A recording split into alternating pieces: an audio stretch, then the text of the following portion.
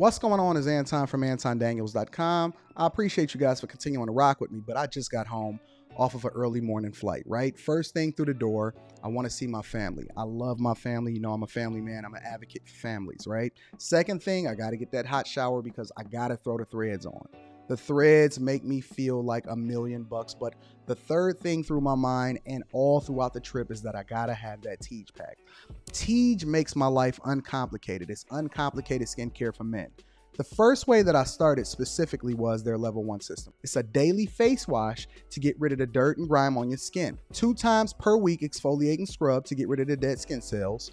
An AM moisturizer with SPF 20 because you should always be protecting your skin from the sun, and a PM moisturizer to help your skin stay hydrated and healthy throughout the night. Here's the thing. My favorite part about Teej Henley is that every box comes with an instruction card that tells you when to use each product, how much to use, and in what order. They really making the process of achieving and maintaining amazing skin for men uncomplicated. In addition to amazing skin, members of Teej Henley get tons of benefits, including at least 20% off the retail price, the ability to customize your box, exclusive monthly deals, you can pause and cancel at any time, and you get free shipping. And because Teej Henley is sponsoring today's video, they're offering my viewers an amazing deal, right? Just click the first link in the description and you get 30% off your first box, plus a free gift. It's an amazing deal. You got to get started today. You're not out here trying to look like a Dusty. And if you travel as much as I do, which I'm sure most people don't, but you know me, I'm pushing my bag chasers in order to be in the top 5%, top 10%, top 1%. We got to make our lives uncomplicated, and Teej Henley is no better product. You got to look good. You got to smell good. And you can't be looking like a Dusty. Make sure you get started today. Click the link in the description. Get that Teej pack. Feel the Teej, my friends.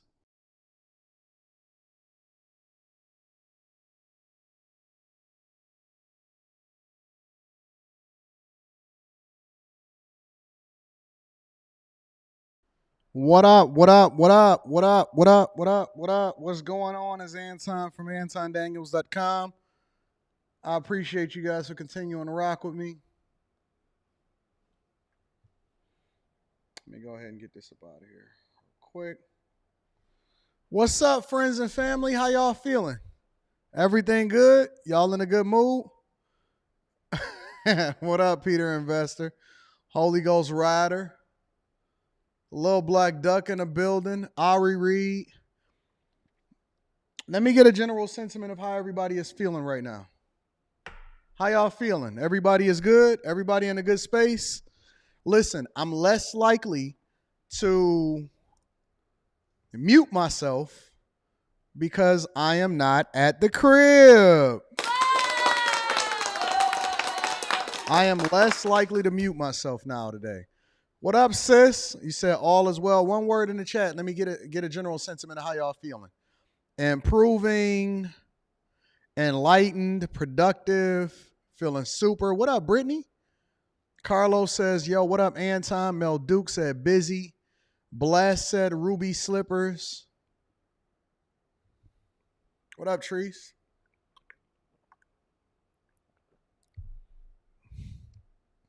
McCall sending blessings and positivity. Shout out to you.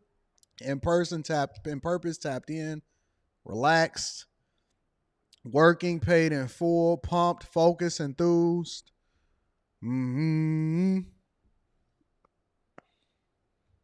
Grateful, says Sharon. Waiting. What you waiting for, one conservative chick?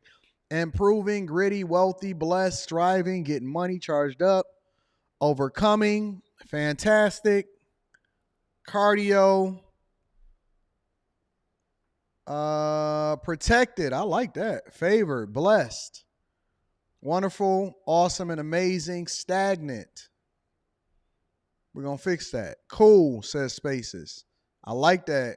Working out, says Fa Brown. That means we can hold time accountable if he accidentally mute himself. I'm with that. I'm okay with that. You feeling sexy, Brittany? Drinking on lunch. Let me see what I got going on here. They hitting me on Signal. Family issues. What your family doing to you? What the family got going on? Why they bothering you? Motivated. Cold and NC. All right. So I see what y'all got going on. Let me tap into the people and see what the general sentiment is out here in these streets, man. Let me see what the people is talking about real quick. A lot of good stories that we're going to be tapping in for after hours tonight. Can I get a shout out for Wally Amin out here on Cash App? Mika Thames, I appreciate you also. Shout out to you. Shout out to the 4 a.m. game. Wally hit me with a foul ball. Mike, that dude is on point. What up, Mike, that dude? I appreciate you. All of the super chats, people holding me down. A Giles says, I and my son appreciate your insight. Stay strong, bro. I appreciate you too. Hopefully I can continue to add value into you on a daily basis. Thank you, my friend. AL says, my son heard you say, Nah, he's saying it. Y'all know that that's the way they program us to think about certain things is through the music. That's why we got to be careful what we take in. It's not just the music. It's also the things that we take in on a daily basis. Real talk. Anton, are you on Twitch platforms? No. I will not be joining Twitch. Twitch be robbing people. You know what I'm saying? Like, I'm straight. I'm good. I'm all right. I pick and choose my platforms very, very carefully. I don't think that Twitch is going to be one of them. Peace and Love says, Sid got something to say. I ain't seen you in a long time. Where you been at, baby? Y'all out here messing around, not really doing what y'all supposed to do. Shout out to Eric Harris. Eric Harris says Ron DeSantis sending more troops to Texas to help with the border. I'm familiar. We're going to get into that. We're going to talk about it. All right, y'all ready to get started with the show? Sponsored by Teach Henley, 30% off your first order plus a free gift. What up, Messi? Make sure that y'all tapping into that Teach. Ladies, get it for the fellas. Fellas, don't wait for the ladies to get it for you. And we're going to make sure that we run it up. Also, on top of that, if y'all are not a part of the Bag Chasers, if you're not a part of the Patreon, the link is in the description as well as pinned to the top of the chat. You guys should already be there. It's no reason for me to continue to say what it is that you already should be doing. Why are you not a part of the Bag Chasers? Now, listen, if you still trying to be dusty, then we don't necessarily want you to do that because that's the one thing that we haven't had. In no capacity, in no way, shape, or form, have we had any dustiness inside of the Bag Chasers and the Patreon, all right? So if you just trying to be dusty, then we're going to go ahead and remove you. We not inviting that. We don't want that type of energy around us. But if you are the type of people that actually is looking for a group of people that's going in the direction that you're going in, make sure you tap into the Bag Chasers. Make sure you tap into the Patreon. Link is in the description as well as pinned to the top of the chat, and we're going to run it up. What do I got? What other housekeeping that we got going on? After hours is tonight.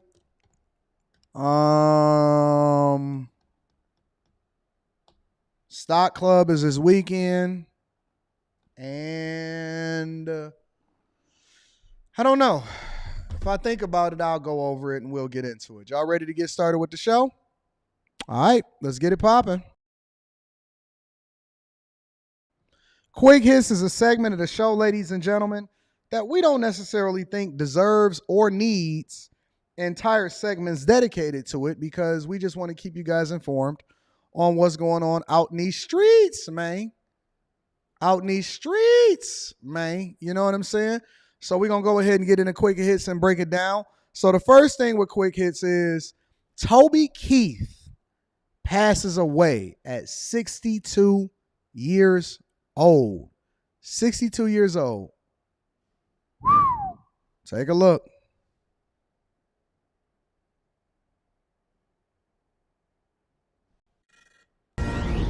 A Fox News alert, country music star Toby Keith has died at the age of 62. A post on social media from early this morning says, quote, Toby Keith passed away peacefully last night, surrounded by his family. He fought his fight with grace and courage. Please respect the privacy of his family at this time. Back in June 2022, Keith revealing he'd been battling stomach cancer for the last 6 months and was receiving chemo, radiation, and surgery.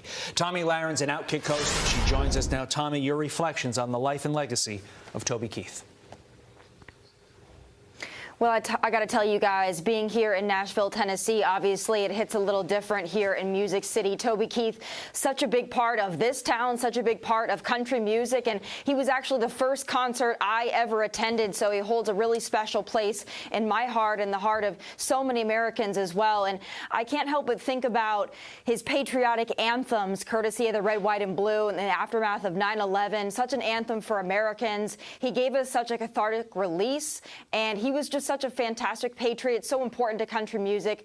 You know, we're so happy that he is in peace now, but he's such a wonderful talent to have lost, and our hearts and our prayers go to his family and obviously to the country music industry. There will never be another Toby Keith. There will never be another Toby Keith, Tommy. You're so right about that. And I was reading that he was in his 30s when he signed his first record deal, which is a little late in the game, but he was trying so hard to get his big break. And before he did that, he worked as a rodeo hand. He worked in the Oklahoma oil fields. He also played semi-professional football to support his family. So, yep, Toby Keith has actually passed away. And I know that a lot of people don't necessarily listen to country music, but he was really, really huge in the country music scene. And that's not even the biggest thing. The big thing is that passed away at 62 years old. I mean, literally, that is a young age to just be passing. 62? 62? Stomach cancer? Lord have mercy. Good God. Whew. 62. Seems like it's so much more life to be lived. And that's why I leave it all on the floor every day, is because you never know. Like, God willing, I get to 95 in good health. But at the same time, it's just like, yo, if I don't make it because life is taken from you like a thief in the night, then I'm just very thankful to have lived the life that I've lived, because I feel like I've lived 3 to 4 lifetimes already. And sometimes you can't control what happens to you. You know what I'm saying? So God bless his family. I hope everybody is doing well over there. But, man, that is very, very young. I mean, I'm already halfway there, right? I'm at, 41? And it passed by so fast. It's like, let's just make the best of it. Let's get to it. Let's have a lot of box. Let's have some fun. Let's do things the right way. You know what I'm saying? Like, that's a very young age, to be honest with you. Anyways, continuing. So over in New York City, they're actually experiencing a setback when it comes to addressing migrant issues, when it comes to immigration and ICE agents. Take a look. After that Times Square attack, some leaders are demanding the city council undo laws that prevent federal agents from deporting migrants convicted of crimes. CBS 2's political reporter Marcia Kramer here now with that part of the story. Marcia? Well, Dana and Dick, clue the governor and all the other irate politicians now calling for the immediate deportation of the migrants who assaulted the police officers if they are convicted.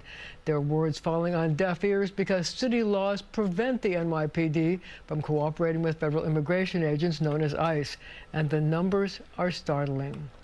This past fiscal year, ICE issued 109 detainer requests for individuals who are dangerous, that committed crimes in our city, and zero have been honored by the city of New York. Congresswoman Nicole Maliotakis is one of numerous public officials who think the migrants who attacked 2 NYPD officers in Times Square should be deported if they are convicted.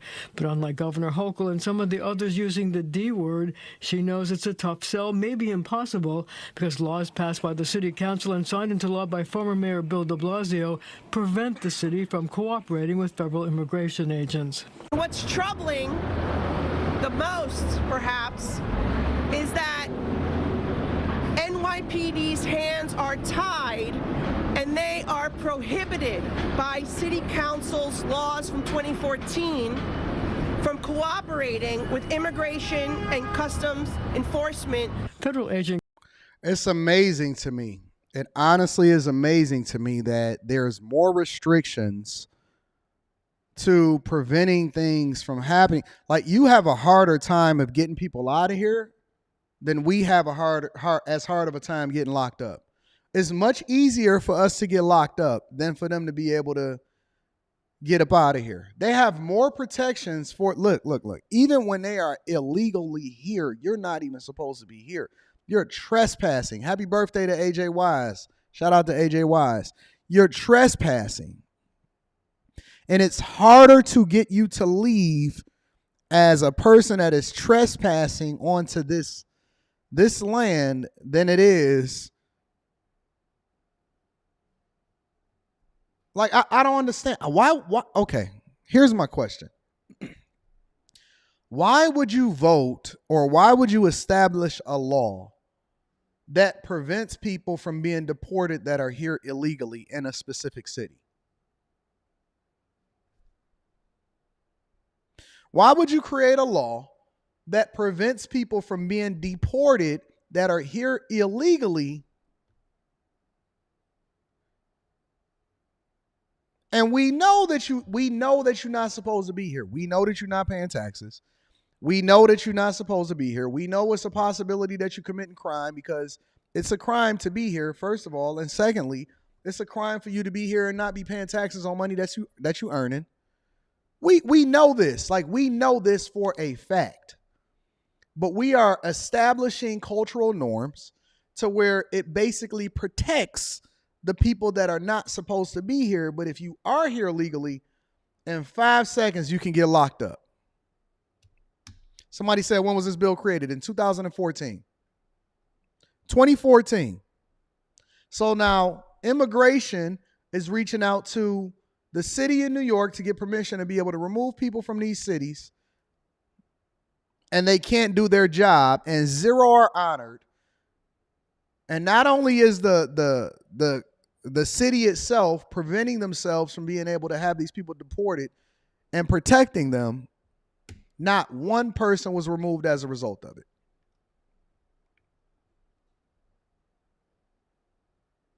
Sly Guy said in California, they are completely untouchable and can't be removed. No, I'll do you one better, Sly Guy. Not only are they completely untouchable, but also they get free healthcare coverage now. What up, KK? All right. And in addition to that, last but not least, Super Bowl ads hit a new record high. What's that? They shallant. They shan't. Is it shallant or shan't? Remember when we stumbled into that turf war? Gotta love those ads. The Super Bowl isn't just for football, obviously. Brands are also going all out for the big game. A 30-second spot reportedly costs up to $7 million for Super Bowl 58, which will air right here on CBS. Well, that puts pressure on advertisers to make something memorable. One brand is using actor Jeremy Renner to do just that a year after his snowplow accident. Jolene Kent takes us behind the scenes for the making of a Super Bowl commercial and shows us what's at stake for companies. Mark, ready, and action. I feel good. Na, na, na, na, na, na. Really?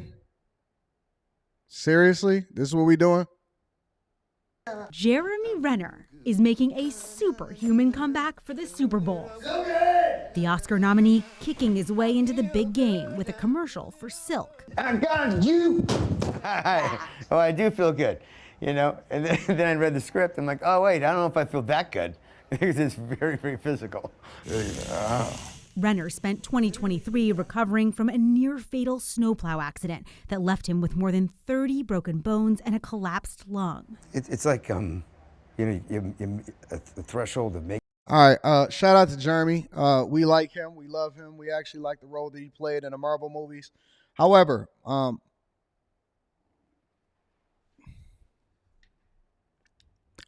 million. $7 million for an up to $7 million for a 30-second ad. Now, how many of you guys actually think that these ads resonate? Now, I'm not trying to knock the NFL's hustle or the Super Bowl's hustle, but I'm just trying to figure out how many of y'all actually think that these ads resonate, or you used to watch it for the ads, but now you actually don't even really care about the Super Bowl ads anymore. $7 million. Listen, if it's a company out there that's spending $7 million on a Super Bowl ad. Let me tell you something. I have a much more effective marketing plan for you. No company in their right mind, unless you just want to throw money away, no company in their right mind should be spending $7 million on a Super Bowl ad. And it costs you money to hire the actors, do the editing.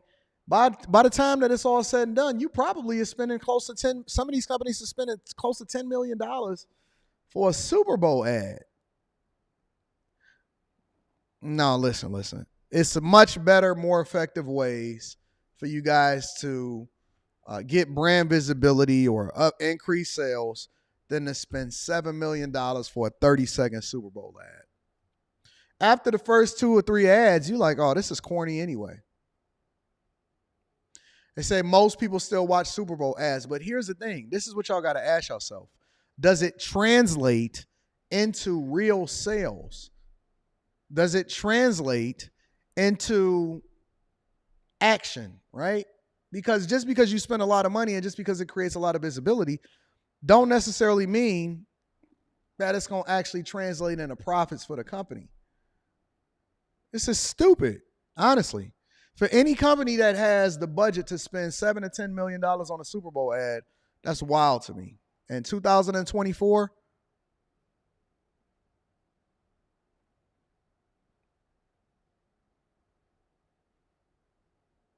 nope, I wouldn't do it.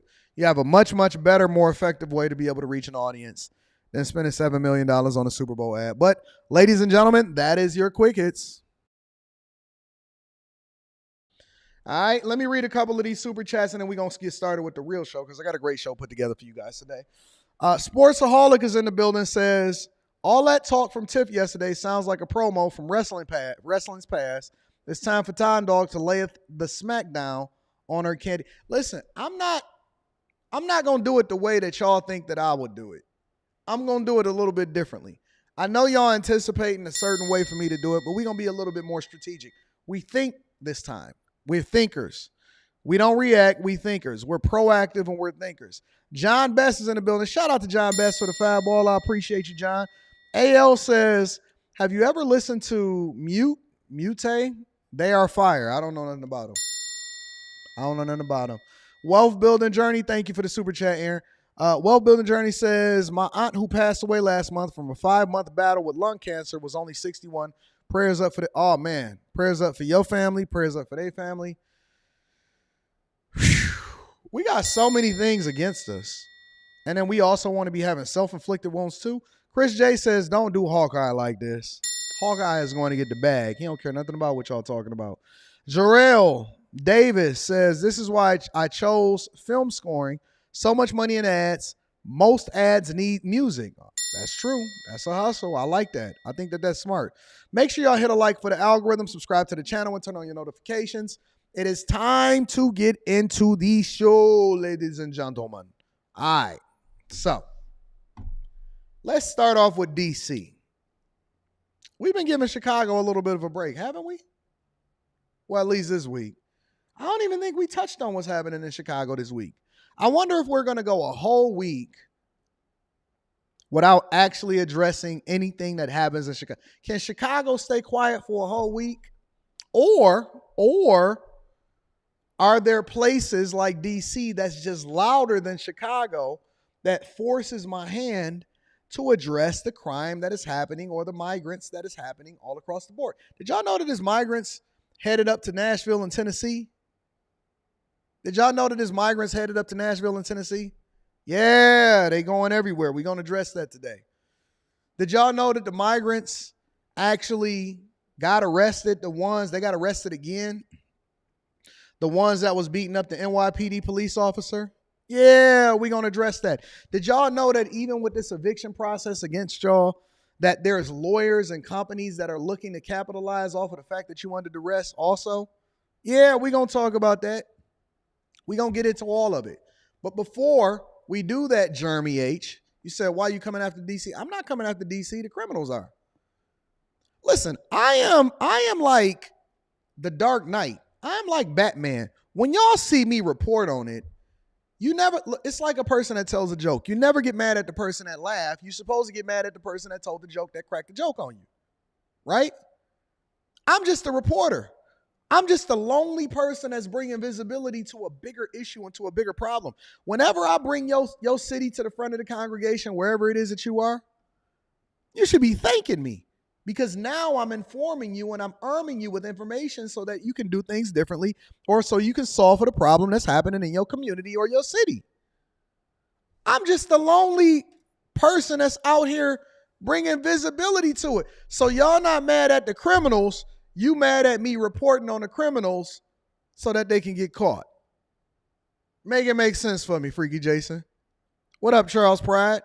Make it make sense for me. You not mad at me bringing visibility to the criminals. You know what I'm saying? You should be mad at the person that's actually conducting the criminal activity. But DC is in turmoil. DC is in turmoil. Now, for anybody that has ever visited DC, for anybody that has ever walked down the street in DC, you know that DC is toe up. And I'm talking about right up the street from the White House. Right up the street from the White House. DC is toe up. I'm talking about crime. I'm talking about tent cities. I'm talking about people stealing. I'm talking about some of the worst people that is literally protesting outside of the White House. DC is in the danger zone. And I also had forgot that DC had a black woman mayor. Shout out to the black woman mayors. I did. I forgot. Eric Daniels, the White House ills in the ghetto. It ills in the ghetto. But if you walk past it, make sure you look up, because they got them boys, them snipers that's sitting on the roof. That's for real, though. But I didn't even realize that all of these mayors and stuff, do y'all know how many women mayors and women governors we have? I know it's kind of, Muriel Bowser, Mayor Bowser. Did y'all know that we have an influx of women leadership that is leading this country? I didn't know until I really started breaking down and reporting on what's going on out in these streets. Take a look. Stores closing, policies changing, and new security measures. All this is retail business, and the district tries coping with the exploding crime and repeated thefts. Our Bob Barnard live in Columbia Heights at a store we've talked a lot about recently. Hey, Bob. Hey there, Marina. Yes, the city announced today that it's offering something like $20 million in grant monies to small and local businesses to try to keep them alive, keep them surviving and thriving at this tough time.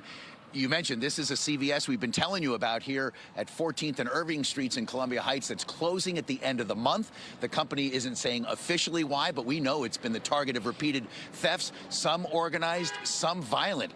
Just down the street over in Adams Morgan, take a look at this. Overnight, 3 men broke into the Safeway and stole money out of that ATM machine. They damaged the ATM machine, got away with money, forced a number of employees to be on the ground, to stay on the ground. They ended up calling 911. The thieves made off with money. This is the same Safeway store on Columbia Road that just last week introduced new security measures, these plastic, sort of like fare gates at the Metro. This is at the self-checkout area to try to prevent customers from just walking out with things. We saw how that worked. You basically take the barcode that's on your receipt, and that's what clears you on a reader there to get out.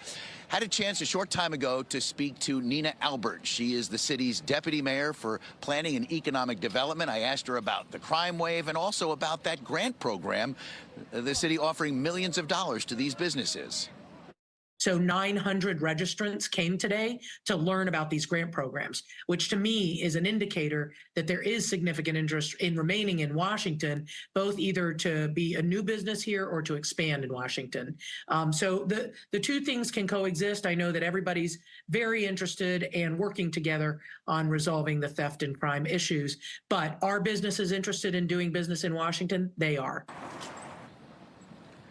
Now, just across the street here in Columbia Heights, the mall that is there that has Target as one of its anchor stores has a sign up saying, look, if you're under 18, you do not get in without an adult. And that has been an issue, especially, afternoons with the Metro here. Back here at the CVS, you see the shelves are empty. There was a massive robbery here back in October. The pharmacy is open. What few items they have still in stock here are locked up.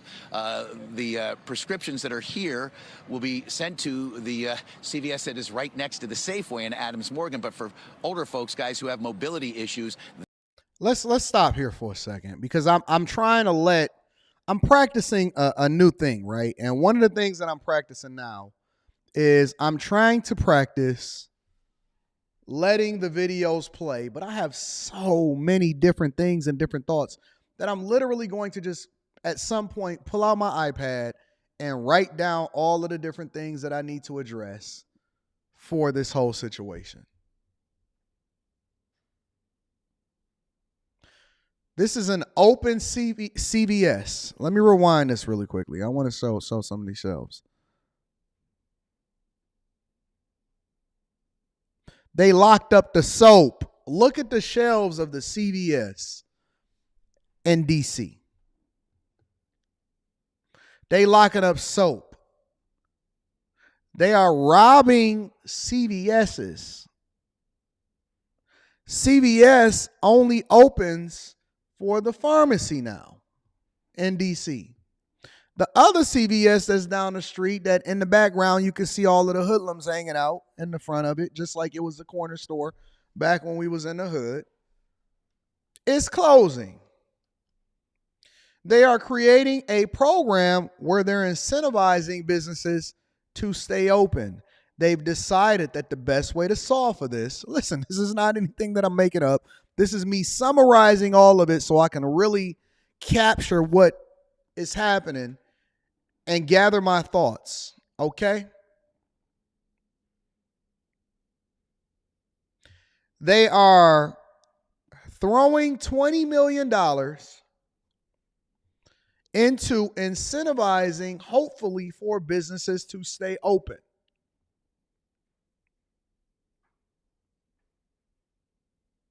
But it doesn't actually stop the crime or the problems that are happening inside of these. Listen, the soap is locked up. The toothpaste is locked up. The conditioner, the shampoo is locked up. That's just what they left on the shelves. They locked it up. You can't go in there and get soap without calling an associate over from the pharmacy to come and unlock it so that you can go and pay for it. And then they put up these plastic barriers that opens when you scan your receipt, but it's only waist high. So we're not actually throwing money towards solving for the problem, which is crime, corruption, single parent households, a lack of accountability, changing of the laws.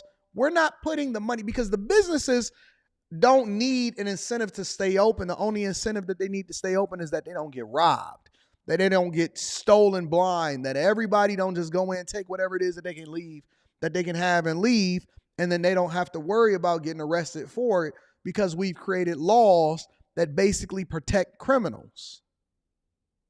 The businesses just want an environment where they can compete and they don't have to worry about getting robbed. So if you let capitalism take its place, then all you have to do is just let it thrive.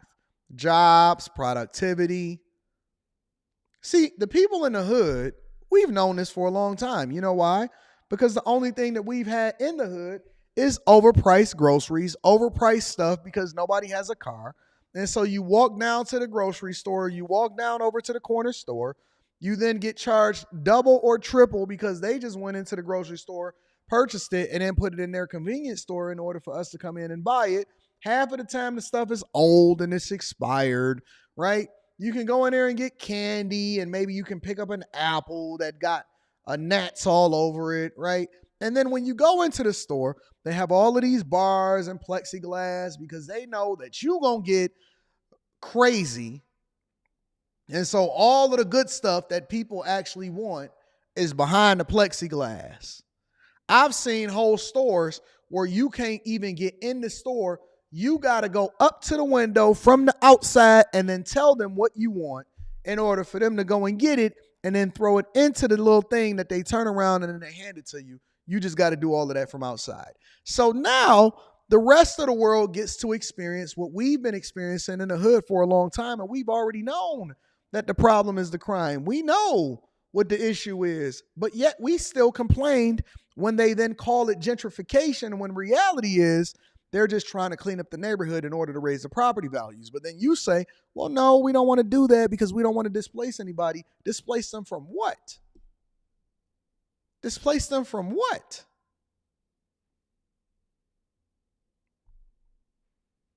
So now you are in a food desert. Now you don't have prescription medicines and you can't get your prescriptions filled. Now you have to worry about walking down the street and crime is perpetuating itself all around you, and you just got to hope that somebody don't knock you over the head in a city that's basically got the White House right up the street. Listen, you can go over there and get knocked in your head, and you can go and take a nap in Tent City right down the street if you live in D.C.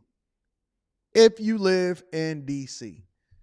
And this is what the CVS's is looking like. CVS, it got a big old heart at the end of the aisle. It's CVS, family. What could they possibly have in there? Everything that you do, everything, everywhere that you turn, there's an opportunity for crime now. When you used to go into and use the ATM as a modern convenience for you to be able to get your hands on some cash, they go in there in the daytime, bust open an ATM, and steal all of the money.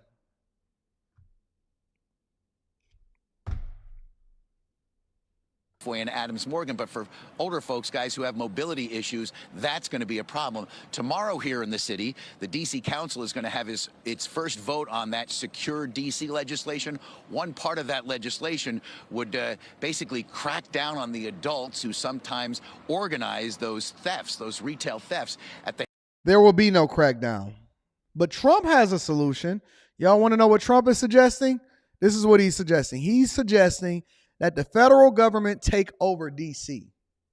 Fox 5 at 5 starts with city under siege coverage in the aftermath of the murder of a former top Republican official. D.C. Mayor Muriel Bowser is rejecting calls to federalize the D.C. Police Department. Fox 5 Stop for Joe live at the... Hold on, give me a second.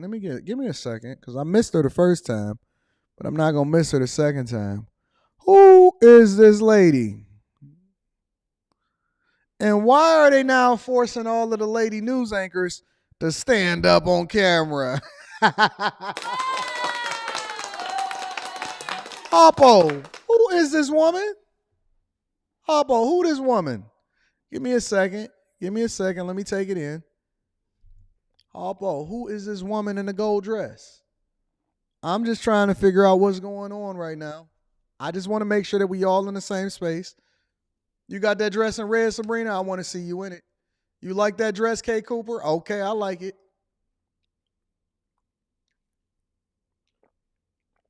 Harpo, who this woman? Just want to make sure that we all on the same page. Okay, let's get back to the story.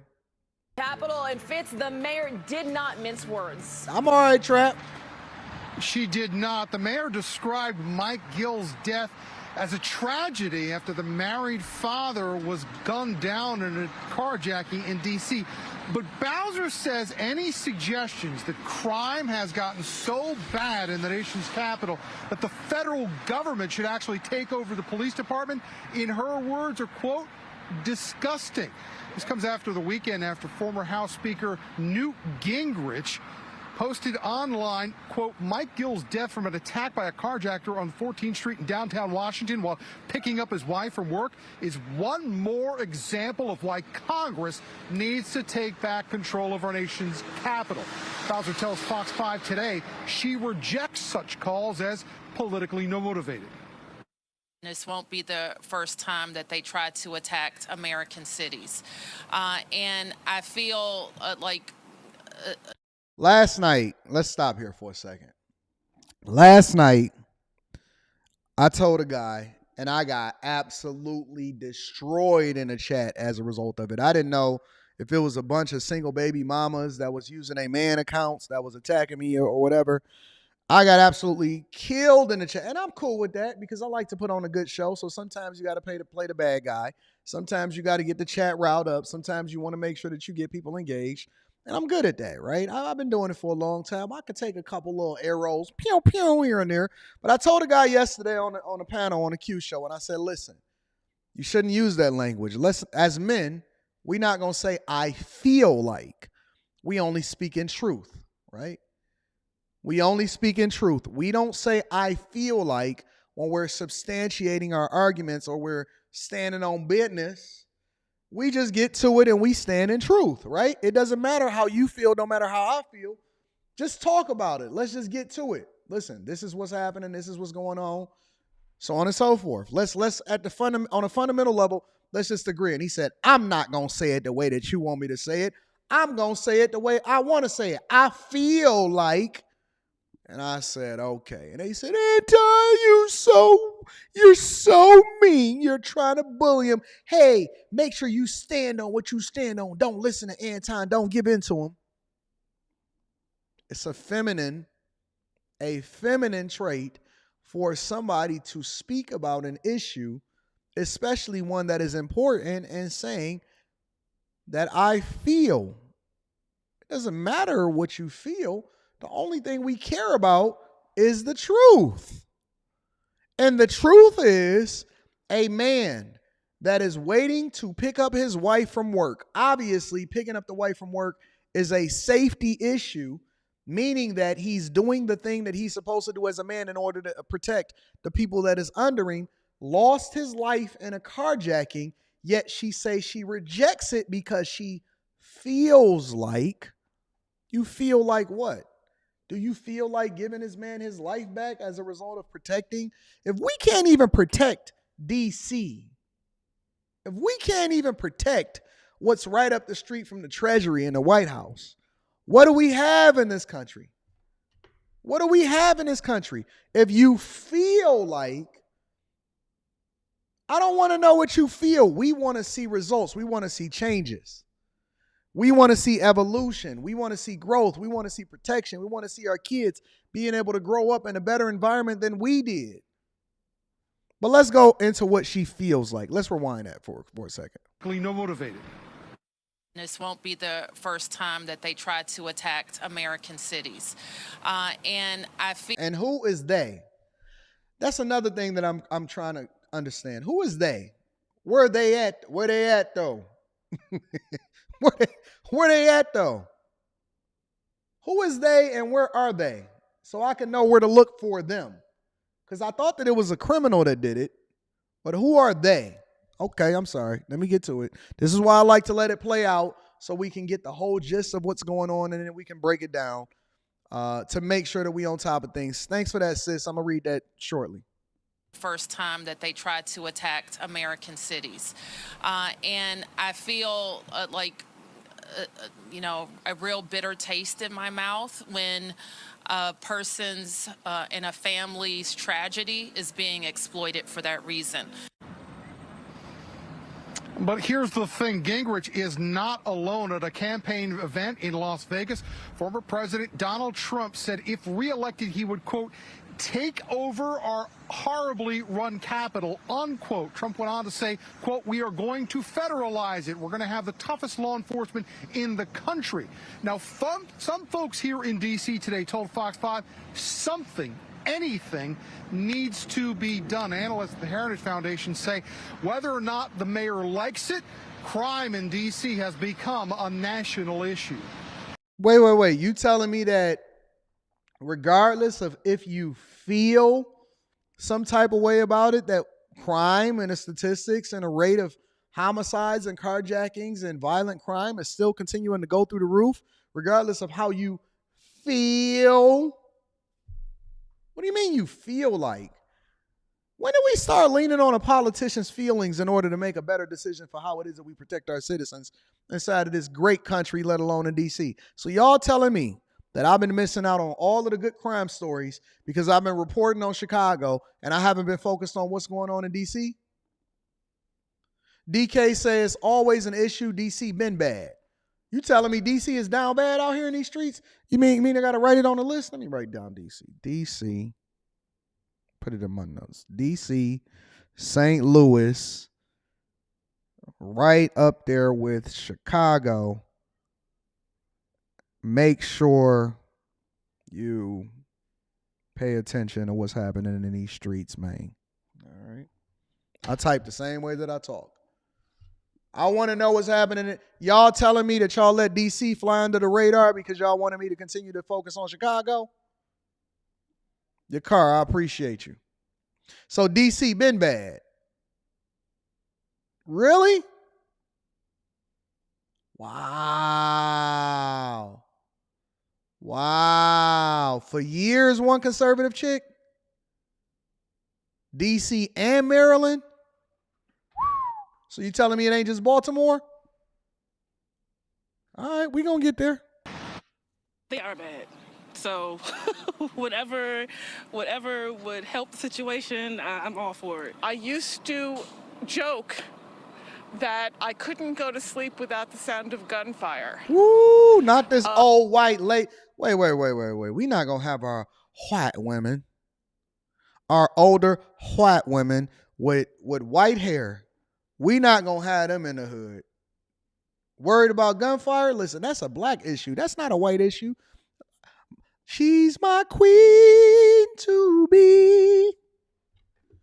We are not gonna have our older white women, HWYTE.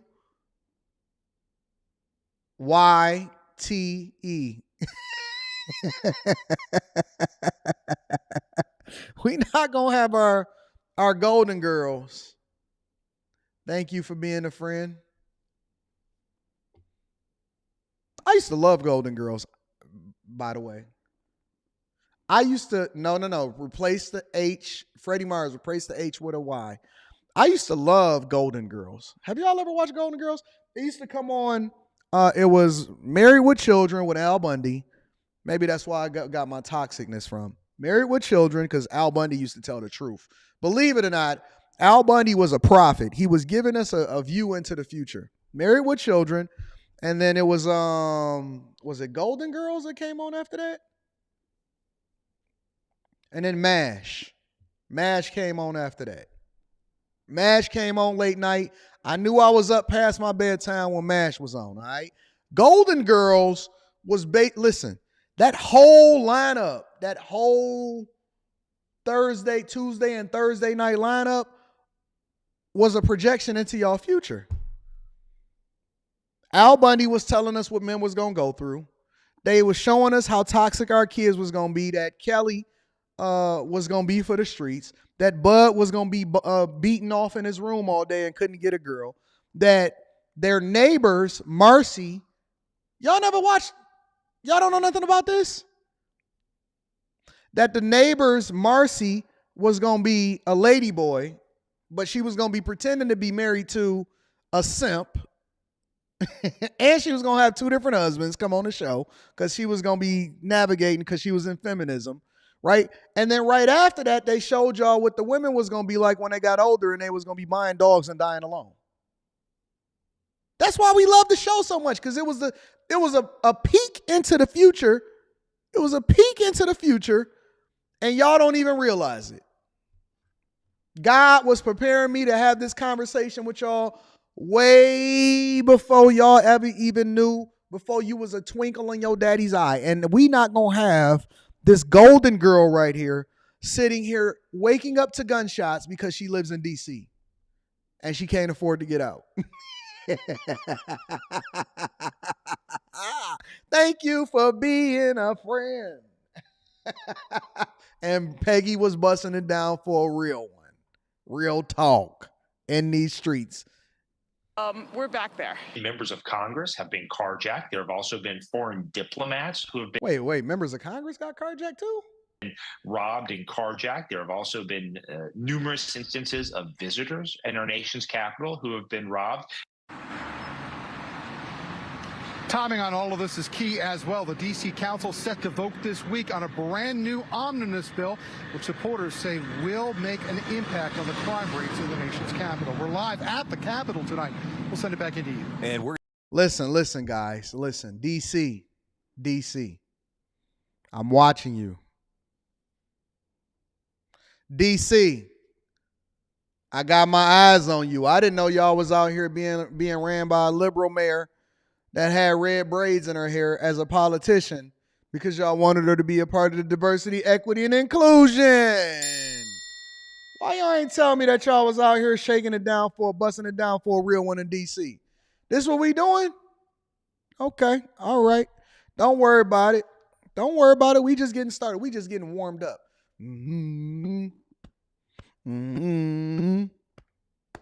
We just getting warmed up. We got after hours tonight. Make sure y'all tap into the Patreon.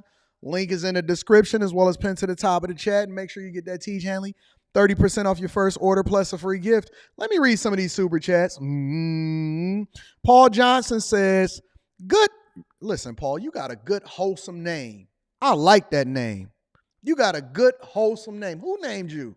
Your grandfather? Your grandfather?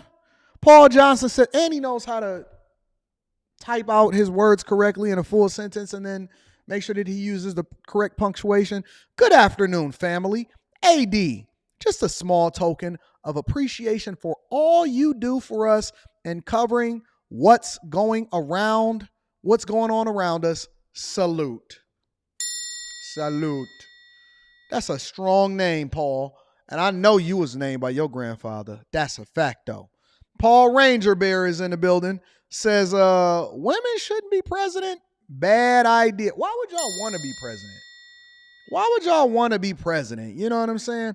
Time Out says, Anton, did you know there are TikTok videos on how to cross illegally and apply for asylum? If denied asylum, Chinese immigrants can't be sent back to their home country since China doesn't want them back. Wow. Okay. We got that whole thing coming up this week. We setting it up. Anthony Boom, shout out to Anthony Boom, says, glad you put a spotlight on my city. It's disgusting. I can't believe it. And depressing. Very sad. That's how my grandma used to say whenever she found out that somebody was being for the streets. McColl's, I love McColl, and I love her name. Wellness in Motion says, I love the show as always, AD. Just a little something to show support. And from my governor, Mr. Wheels, a.k.a. Professor X, to help others build their... Thank you, McCall. Thank you, my love. Jeremy says, crime is why the Capitals and the Wizards are leaving D.C. Are they? Where they going, though? I want to know where they going. Sister always going to get an applause. Sister is always going to get an applause. Says, D.C. is not a state. Federalizing the police in the district makes sense. I agree with you, sis. Thank you, my love. And I appreciate you for yesterday, too. Don't think I forgot about you, baby. The Wealth Building Journey says, yes, Ton, it is bad down here in D.C. I mean, it's bad down here in D.C. Anthony Boone comes back and he says, AD. Reach out to Trayon White, and he will give you a rundown on everything wrong in D.C. The crime is out of control. Enforcer 2K9 says, what does it say about black culture when getting more police to address rampant crime is considered an attack on black people? The culture embraces crime. Listen, free Ray. Paul Johnson is in the building, says, he says, much love, AD, and I was named after my OG, my pops, Paul Johnson Sr. I knew it. I already knew it. I know who named these people, these strong names. I can tell a lot about a person just by the name. Let's continue. You wanted to get, okay, let me get Dakman 2018 up in these buildings. Dakman says, listen, man, I just wanted to get one of my comments read today. You absolutely are appreciated for supporting the platform, my friend. Thank you. Y'all ready to continue on with the show? Because we got to get into this migrant crisis. Now, listen. I reported on this last week. I spoke about it. I talked about it. A lot of people wanted to shut me up. They said, Anton, we don't want you to talk about it. We don't want you to speak about it. You know, sometimes I actually wake up and I be thinking to myself, Anton, are you going down a pathway to a lot of resistance? Because you can't. I was speaking to Rita this morning before I left. She said, Anton, I think you may need to beef up your security even more. I said, why you want me to beef up my security? She said, because you out here just going off and you don't even care about who you offend. I said, that's a fact, though. That's a fact, though. She said, you just out here just putting it all on blast. You don't like politicians. You don't like mayors of small cities. Tiffany Henyard probably don't even like you. She hates your guts with her crazy weave. You know what I'm saying? She said, you out here just telling it like it is. You don't care about what nobody said and what nobody said it. Oh, Turkey Leg Hut is closing down. All right, AJ, I'm going to check that out. Let's talk about it. She said, you might have to beef up your security, honey. I said, okay, I'll take it into consideration. Because the people don't like it when you tell the truth. Why we got to get security because we telling the truth? Why we got to get security because we telling the truth? But I'll tell you one thing. When I was reporting on these same guys last week, I said, I can't believe that they letting the criminals go. I can't believe, no way, no how did these guys monkey stomp on a police officer in New York as a crew, got arrested, and then got released without bail in New York City. Impossible. No way. No way that this is playing out the way that it's playing out, but it's playing out, though. Several migrants connected to the beatdown of multiple New York City police officers were just arrested in Phoenix, Arizona. They're found at a Greyhound bus station after leaving New York, where they were freed without bail. Tom Feely is a former director of New York ICE removals, and Tom joins me now. So now Bragg will finally present charges to the grand jury with regard to these folks. All it took was a cross-country escape for him to do so, Tom. Good morning, Todd. Yeah, I was listening to the DA speak the other day, and he was like, the reason I didn't ask for bail is because I didn't have enough evidence. Unless me and you are missing something, we're both looking at a video right now that portrays this whole event. So wait. Over in New York City. Where you from? New York City. That's from life. Listen, if y'all don't know that I was trained by popular culture, all of the music, all of the shows that we used to watch it on regular TV, all that stuff. I'm familiar with a lot of different things. And Mr. New York City, you gonna eat that cornbread? Over in New York City, you can beat up on a police officer, apparently, let it show on camera, and you can still get out without bail. Wow. Okay, New York City. So they released these dudes, and then guess what? Guess what they tried to do? They escaped. They went on a cross-country journey. They changed their names. They say, listen, my name is not Ocorate from Venezuela no more. It's not. I am no longer a criminal. I am somebody different. I identify as Miguel. I'm not Alacorate, I am Miguel now. And so they went on a cross-country trek all the way to Arizona. Now, I'm curious. I'm always trying to figure this out, right? How do you, as a person that don't have no job, no money, no nothing, make it from New York over to Arizona in just a few days? How is that possible? How is this a thing? How do you get off with no bail and you wind up in Arizona after you just beat up a police officer? Only in America. Only in America can this happen. What's so fascinating to me about what you just said and what Bragg said, it shows an underlying lack of understanding as to what bail is there for. Bail is there to keep people from fleeing. Here you have people that are extremely mobile who just did something and fled that scene. Why doesn't Alvin Bragg think that they will then flee again? He must have took different law classes, because you just hit a key point. Bail is meant to keep the defendant there and not fleeing. It doesn't say anything about whether you have enough evidence or if your case is solid or all these other things he keeps pointing to. Obviously, bail reform is a problem in New York State, But even the governor said that this charge clearly is a bailable offense and bail should have been applied. Kathy Hochul, the governor, has been okay on this, but I would argue the reason we're in this problem in the first place is just an overall lack of understanding from our elected leaders. Here's what Eric Adams had to say about the case. Listen. While these 5 individuals are migrants, I want to reiterate the overwhelming number of 170,000+ migrants and asylum seekers are attempting to continue their next leg of their journey of pursuing the American dream. Tom, he just doesn't get it. Can we give a round of applause for Mayor Eric Adams?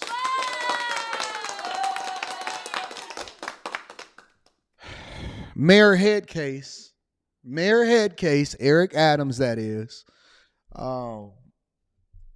is advocating for and standing on business when it comes to this migrant crisis.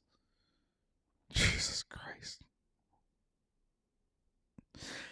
He says, listen, guys, it's only a couple bad apples. Don't worry about them.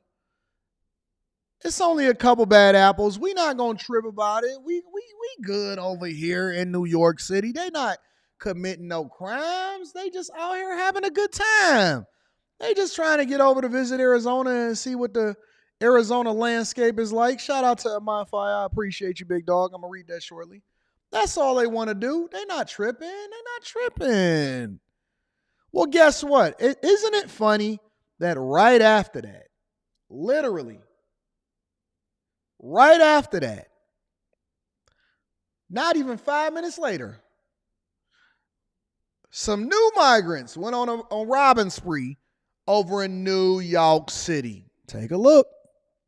That spree, officials say, consisted of 62 robberies where the robbers are accused of sneaking up on their unsuspecting victims, mostly women, on mopeds and scooters. Fox 5's Kendall Green is live. Wait. I wanna pause. I'm sorry. We got to get the full context.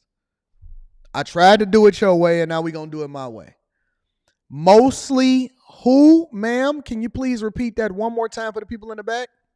Their unsuspecting victims, mostly women. What did I tell you, ladies? What did I tell you? What did I tell you? I said, listen, you not safe out here in these streets, man. I know you thought that you were safe because men had civilized the United States of America through war. But guess what? You ain't. You ain't safe. You ain't never been safe. You ain't never gonna be safe. We got a crisis that's happening out here, and so they look for the path of least resistance. Somehow, some way, they found themselves some mopeds and some scooters. A lot of people not really familiar with the culture over in New York. They use the scooters and the mopeds, also over in Miami, in order to do a lot of deliveries. People get back and forth. It's easier for them to get to wherever it is that they want to go because driving in New York is a nightmare. So they had a crew of like 60 of these joints. Or I'm sorry, at least 60 people got robbed and slapped up. And they walking up on you. They looking at you and they said, you know what? This is really gangs in New York out here in these streets. It's gangs. Shout out to Chris Moore. I appreciate you. Right inside, I'm going to read that super chat shortly. It's women. They're going mostly after women. On mopeds and scooters. Fox 5's Kendall Green is live in the Morris Park section of the Bronx with more. Kendall? Hey, good evening, Steve and Natasha. Police made multiple arrests in an apparent grand larceny scheme where they target unaccompanied women, and those involved are accused of snatching their purses and their phones, all to make money, while the mastermind behind it remains on the loose tonight. Yeah, mastermind. NYPD walking this duo, 20-year-old Alexander Dacre and 24-year-old Roxana Sejos, out of the 49th precinct Monday evening. They're alleged foot soldiers, part of an elaborate grand larceny scheme across the city. And in Lower Manhattan, police walked a second pair out of the 1st precinct, involved in the same scheme with vicious capabilities. These thieves would ride up behind their victims on the sidewalk, steal their property, and then make their getaway. The majority of the victims are women, simply just walking alone. NYPD released this video showing a victim being dragged by someone on a moped and flung into a metal beam. Ladies, my Mercedes, hold 4 in the back, 2 if you're fat, get the gat. Ladies, my Mercedes. Did you just see that? Did you see that?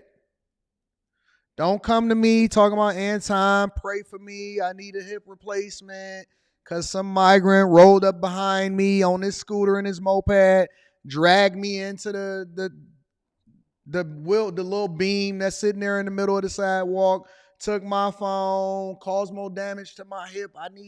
I got Kenny Smith knees now. Don't come to me asking me to pray for you. I'm all prayed out. I'm all prayed out. I'm telling you that it's going to get worse before it gets better. If you're sitting here listening to a whole bunch of politicians telling you that, no, it was just a couple bad apples. They got whole crews. They got leaders. They got leadership. They got structure.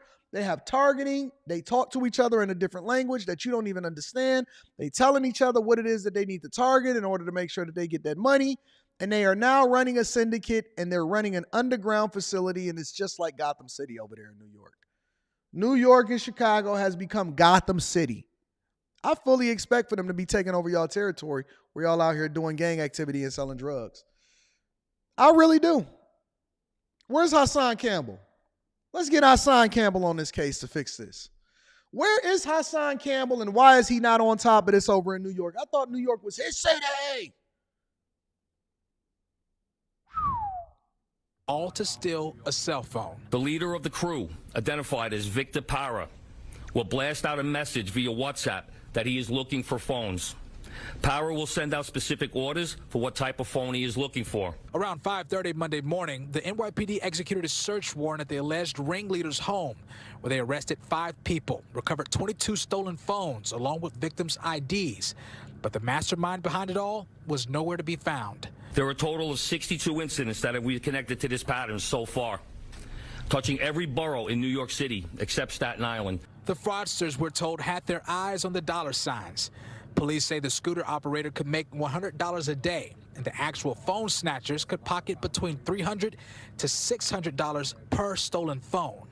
And the most challenging part for police is tracking down criminals with an indefinite amount of IDs, making it hard to tell who's really who. They're essentially ghost criminals. No criminal history, no photos, no cell phone, no social media. Can we really take this in for a second? The police is telling you that they can't even do their job because these people are ghosts. They in the wind. Eric Adams is sitting here telling us not to be worried. Listen, all of these people just want a better life. They all abiding by the law and they doing what they're supposed to do and they want a better life. The police is telling us, listen, we got a tough enough job protecting the regular citizens out here in these streets. But these people are ghost criminals. We don't know who they are. We don't know what their history is. We don't even know if they got a real name. We don't know where they come from. We don't know what their past is. We don't know anything about them. We don't know nothing. And they got leadership now. They got leadership. Where are they even stealing these phones? Where they pawning these phones off? How are they selling them? How do they got WhatsApp installed on their phones? How did they fund this operation? Why do they have housing? So many questions that we need to ask ourselves. But we could have prevented this. We could have avoided this by solving for the issue instead of treating the symptoms of the problem. Now you got a crime syndicate, a growing crime syndicate on your hands. Your jails are already being overran. We don't even know who these people are in the first place. Your politicians are stepping up and supporting them. And it's much more difficult for the criminals to be tracked down. And they got a ringleader. They literally have a board, and they haven't even been over here that long. They got a board of the triangles connecting the different dots of who's the capos, who's the ringleaders, and they can't even find him. They can't find the ringleader that got y'all hoes. Let me revise that. That got y'all young ladies being dragged across the street. And this is what you voted for. This is what you voted for. You went into the booth. You checked the box. You said, we love Eric. We love Biden. We love Karen. We love Mike Johnston. We love Brandon Johnston. We love all of these people that continue to put you under duress. You voted for your own demise. And now you want to run to a different city, to a different state, and say, no. We like Greg Abbott down there in Texas. I'm a Texas boy now. No, stay where you at. Stay where you at. Enjoy what it is that you voted for, and do not change up now. Stand on business. That's your hood. Remember y'all used to say, no, we from Brooklyn, the Bronx. We from O Block, South Side. Remember you were saying all of that? For neighborhoods that you don't even own any property in, it was your hood though. Stand on business. You got a whole new group of people that truly in real life don't give a F. They don't care nothing about you. They don't care. They come from the slums in real life. They're going to show you what a criminal really look like. When they got your women being dragged across the street like a rag doll. When they got your women being dragged across the street like a rag doll, don't come in here for prayer. Anton, I want to give my life over to Jesus. Long as I got King Jesus, I don't need nobody. Now you want to be saved, sanctified, and filled with the Holy Ghost. Knock some sense into you. Now you want to vote differently. It's too late. It's too late. These are your criminals. Embrace them. Embrace them. Hold on to them tightly. Hold on to them tightly. Amafai is in the building. Amafai said, we have Black Lives Matters to blame for no cash bill. And Jay-Z. And Meek Mill. Come on, man. Listen, if we going to have the whole conversation, let's have the whole conversation. While Jay-Z is over in California living in a $250 million house, he was over here advocating for no cash bail because he thought that it was unfair to keep criminals locked up against their will. I'm just going to tell it like it is. I'm not here to tell you what you want to hear. I'm going to tell it like it is. It wasn't just Black Lives Matters. It was all of these organizations and all of your favorite celebrities supporting them. Yeah, let's talk about it all the way. Let's have a whole conversation. If we gonna have it, let's tell the truth. Tell the truth and shame the devil, because ain't nobody gonna come back and apologize for it. He over there living in a $250 million house, and he was rapping on wax, saying that I barely pay any taxes. You know what I'm saying? What up, B? What up, B? And y'all was over here supporting, yeah. And meanwhile, your fiance is getting dragged across the street. Bag for bag. Listen, he took some reading classes, I see. Woo-wee. Chris Moore is in the building, say, play stupid games, win stupid prizes. Shout out to my dog, Chris Moore. I appreciate you. The Right Insight says, DA Alvin Bragg had more evidence on the illegals than he had on Jonathan Majors. We want to make sure that we lock John up, though. We're going to get them boys up out of here. Anthony Boom says they can prosecute Jonathan Majors, but not migrants for attacking the police in the United States of America. I can't believe it. Believe it.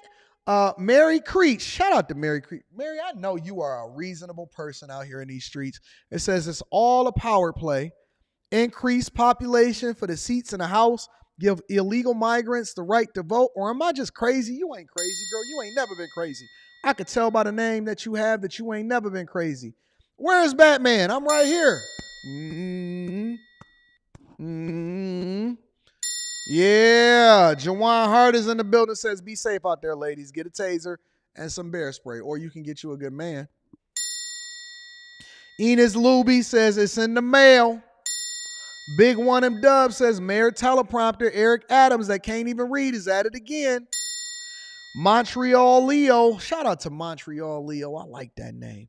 He says, migrants, listen, America, we like you and we want you. We can do this the easy way or the hard way. Shout out to my very good friend Fleece Johnson.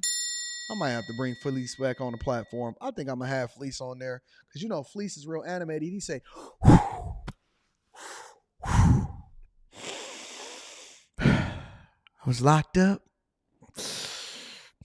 And he ain't want to let me have no teeth, Anton. Can you believe that? Can you believe that?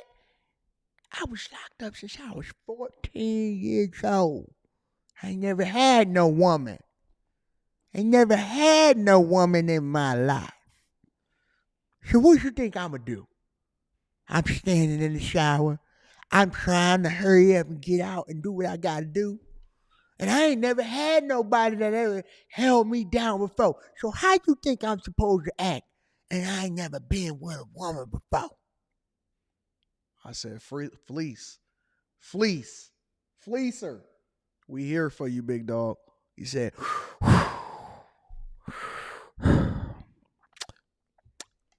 and I ain't got no teeth. They outlawed me from being able to get teeth in the state of Kentucky. So how am I supposed to go out here and do what I need to do? And they took my teeth out when I was in prison. And I was the person that made the dookie bomb. Did you know that? I said, no, Fleece, you got to be crazy. Yes, I did. Yes, I did. Yes, I did. I made the dookie bomb. I said, Fleece, how you make the dookie bomb? He said, they pissed me off. And they brought this one man, the warden. I told the warden, I said, listen, I'm just going to get you. You're not going to be in here disrespecting me. I'm going to get you. I said, Fleece, you crazy. You crazy out in these streets. I got to get Fleece. Let me get Fleece back.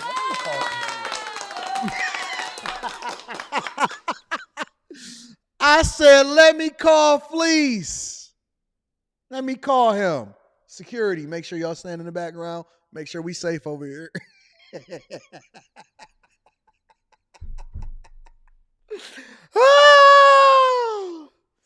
Yes, he do tell a story just like that. Ken J is in the building, says, imagine private corporations having education and criminal background standards when the federal government is leading by this guy. Shout out to Ken J. I appreciate you, big dog. I just watch people. And somehow my brain be like, I see you.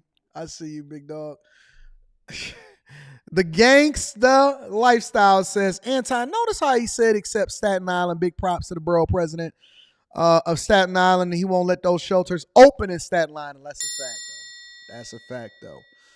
Anthony Boom is in the building, says, let the ghost go. Pity the fool. I pity the fool. I pity the fool. A.R. Smitty says, this sounds like a horror movie. Tragic drama. Cut. Marcus X is in the building, says, crime is going to skyrocket. This is a trial run. Oh, it's just starting. I'm telling y'all, it's just starting.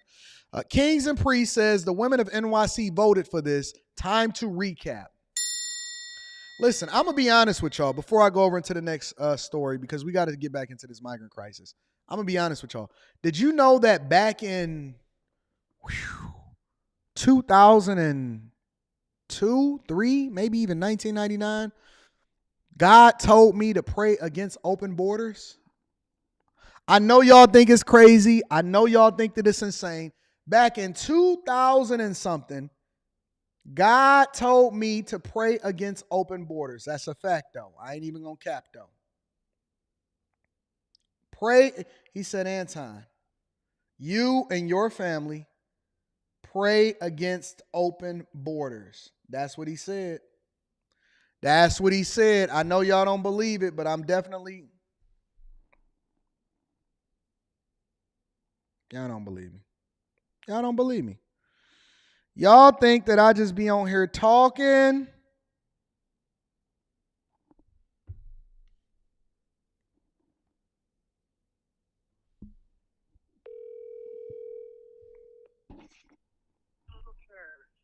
Hey, can you hear me?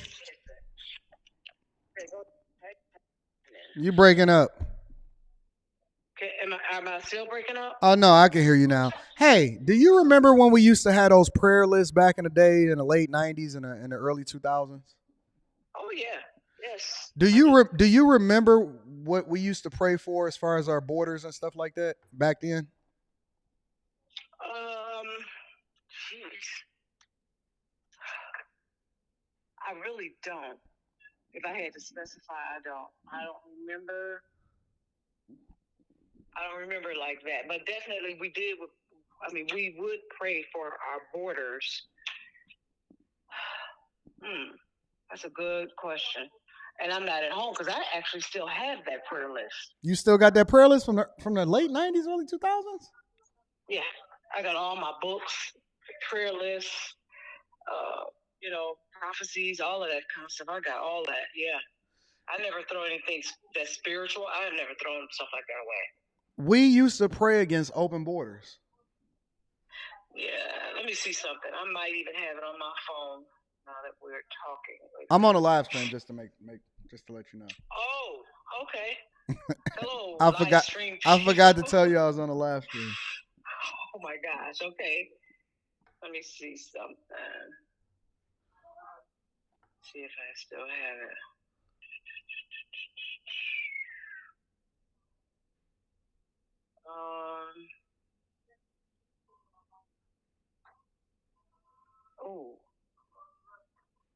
Let me see what this one is. This is one from 2018. That's on my phone. Like I said, I'm not at home, so I don't know if I can even grab this up. But yeah, yes, I definitely remember that though. Mm-hmm.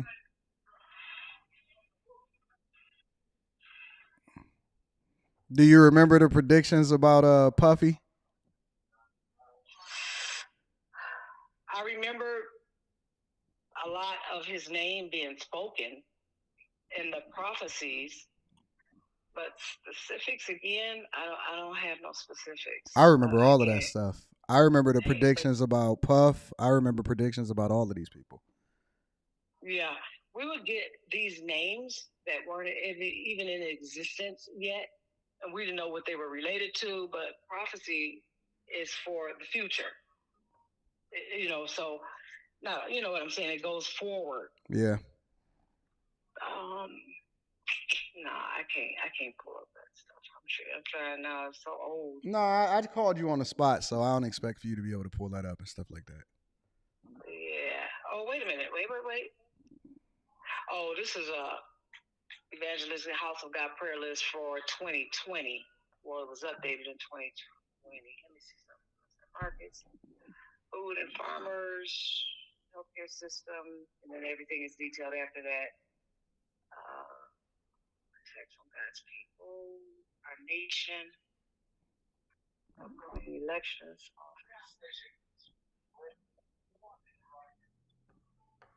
trouble brewing in America. This is really interesting, Anton. I told you.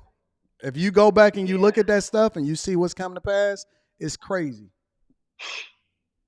And this is literally stuff that's has been prophesied. Well, just check it out. We'll talk about it later. It just literally came to me when I was talking about it on this live stream. Wow. Wait. I just want to say some of these things out loud. I mean,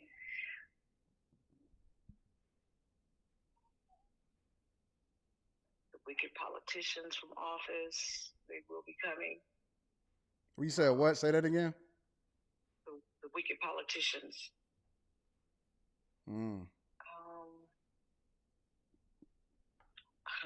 Homosexuality will be prevalent. But that was updated. But that list was written out. The updated version. But it was written out years and years and years before. It just continues to be updated. Like I said, that's the one that I have at the house because they were actually written on paper in books of prophecy, and that's what I have at the house. But then as we progressed, it was so much. I think it was Bride, my young little brother, Bride. He put it into a document. Yeah, a document, and then he would update it like yearly. Yeah. All right, let me get back to the show. Interesting. Okay. I'm gonna have to look at this show and see what it's all about. Okay. All right, babe. Okay. Bye-bye. Bye. None of this stuff is a surprise to me because I already expected for it to be whatever it is. I'm gonna read the rest of the super chats in a little bit. Let's move on with the show. I'm getting distracted as usual. All right, let's move on. So, Tennessee. Shout out to Robin Edwards. I see you, baby. Tennessee. I told y'all, region by region, state by state, city by city, county by county, it's coming. It's coming. It's coming. State by state, city by city, it is coming. It is playing out exactly the way that it's supposed to be playing out. It's already what it is. Take a look. You don't believe me? I will show you. Every single space in this country, even the places that are allegedly conservative, are now getting an influx of people into their cities and into their state. And it seems to be by design. Now to a follow-up on immigration that could impact the mid-state. Earlier this week, we told you that the city of Franklin received a notice from the Department of Homeland Security saying that nearly 600 migrants going through the immigration process could be brought to the mid-state. Today, we talked with Mayor Freddie O'Connell to see if this could happen in Nashville. He says his office has not received a notice from DHS, but he's making sure the city is ready just in case. One of our priorities as a city is to ensure that we are taking care of one another, and so we are looking at ensuring that we have the capacity. We use some of our American Rescue Plan funding to provide immigration legal services. Tonight, Senator Marsha Blackburn is speaking out about the situation. She says, quote, "It's ridiculous that the Biden administration is trafficking illegal." Wait. Let's back up for a minute. That is the mayor of Nashville. Now, Nashville is a very, very, or Tennessee specifically, is supposed to be a conservative state. Now, I don't know exactly who this guy is, but let me do a little bit of research really quickly. Because I want to understand the people behind it. It's not enough just for us to report on it. We also need to understand it, all right? So when we go into this thing,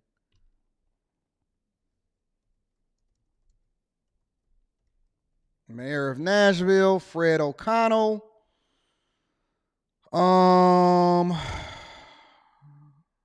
Nashville have a Democratic mayor. So Nashville is actually a very, very liberal city. It says in the 60 years since the city of Nashville was consolidated with Davidson County in 1963, it has never elected a Republican mayor. Democrat Joe Biden won the city with 64% of the vote in 2020. Wow, I didn't know that. I thought that Nashville was supposed to be more of a conservative city. I did not know that. As expected, O'Connell won a runoff and a landslide, becoming the 10th mayor of Nashville. So Fred O'Connell, is the mayor of Nashville.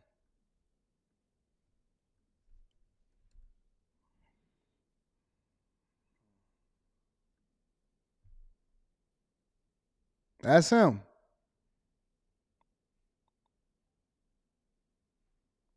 I didn't know that.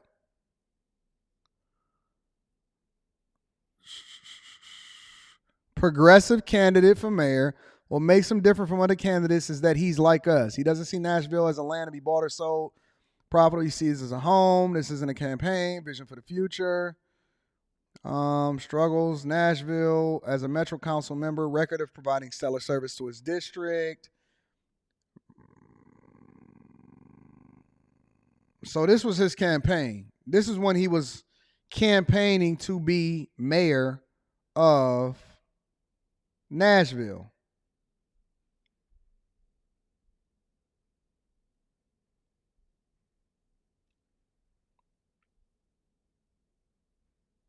I did not know that. Interesting.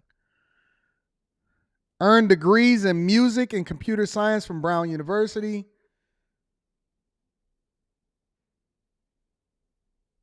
Interesting. All right, so now that we know who we dealing with, and now that we know that he's open to changing things as far as making sure that he's welcoming these listen, every single person that you see that's embracing this, they're all liberal. Every last one of these people tend to be liberal, and they're allocating resources and monies in order to ensure that this stuff goes on and it's expected. New tonight, hundreds of people going through the legal immigration process could end up right here in the mid-state. That's right. This as polls here and around the country show immigration is now the top issue for Americans leading up to the presidential election. Fox 17 News' Kylie Walker now live downtown with more on exactly how all this will work. The city of Franklin received this letter from the U.S. Department of Homeland Security. In short, it says that hundreds of people going through the immigration process could end up in Middle Tennessee cities. Last fall, DHS sent this official notice saying nearly 600, quote, non-citizens were looking to travel to these areas highlighted on your screen.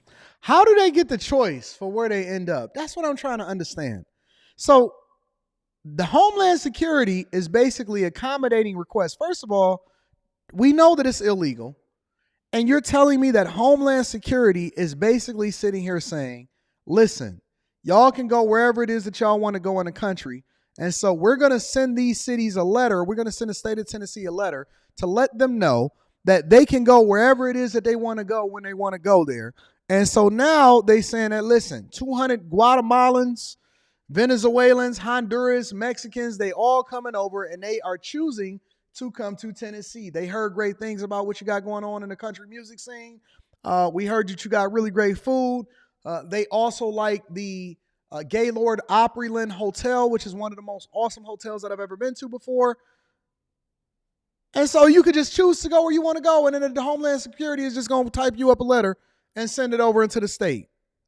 What kind of junk is this? Most of them coming from Guatemala, Venezuela, Honduras, and Mexico. It's very troubling that, someone can come to this country, name Nashville or Greater Nashville as a destination, and we're not finding out about it for months later. U.S. Congressman Andy Ogles telling Fox 17 News that he had a conference call with DHS yesterday with a series of questions, including a request for updated numbers, how people will be tracked, and if they have prior convictions. They didn't have any good answers. The notice says DHS may release non-citizens from custody who have been fully screened and vetted pending the outcome of their immigration process. They'll also have check-ins with ICE.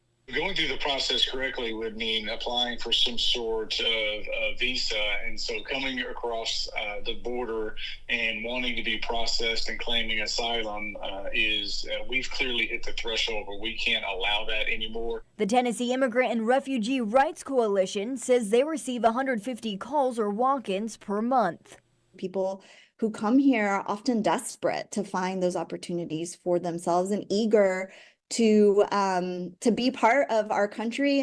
One of our priorities as a city is to ensure that we are taking care of one another, and so we are looking at ensuring that we have the capacity. Nashville Mayor Freddie O'Connell was unsure as of this morning if his administration has received this same letter. He says the city will be contacting DHS.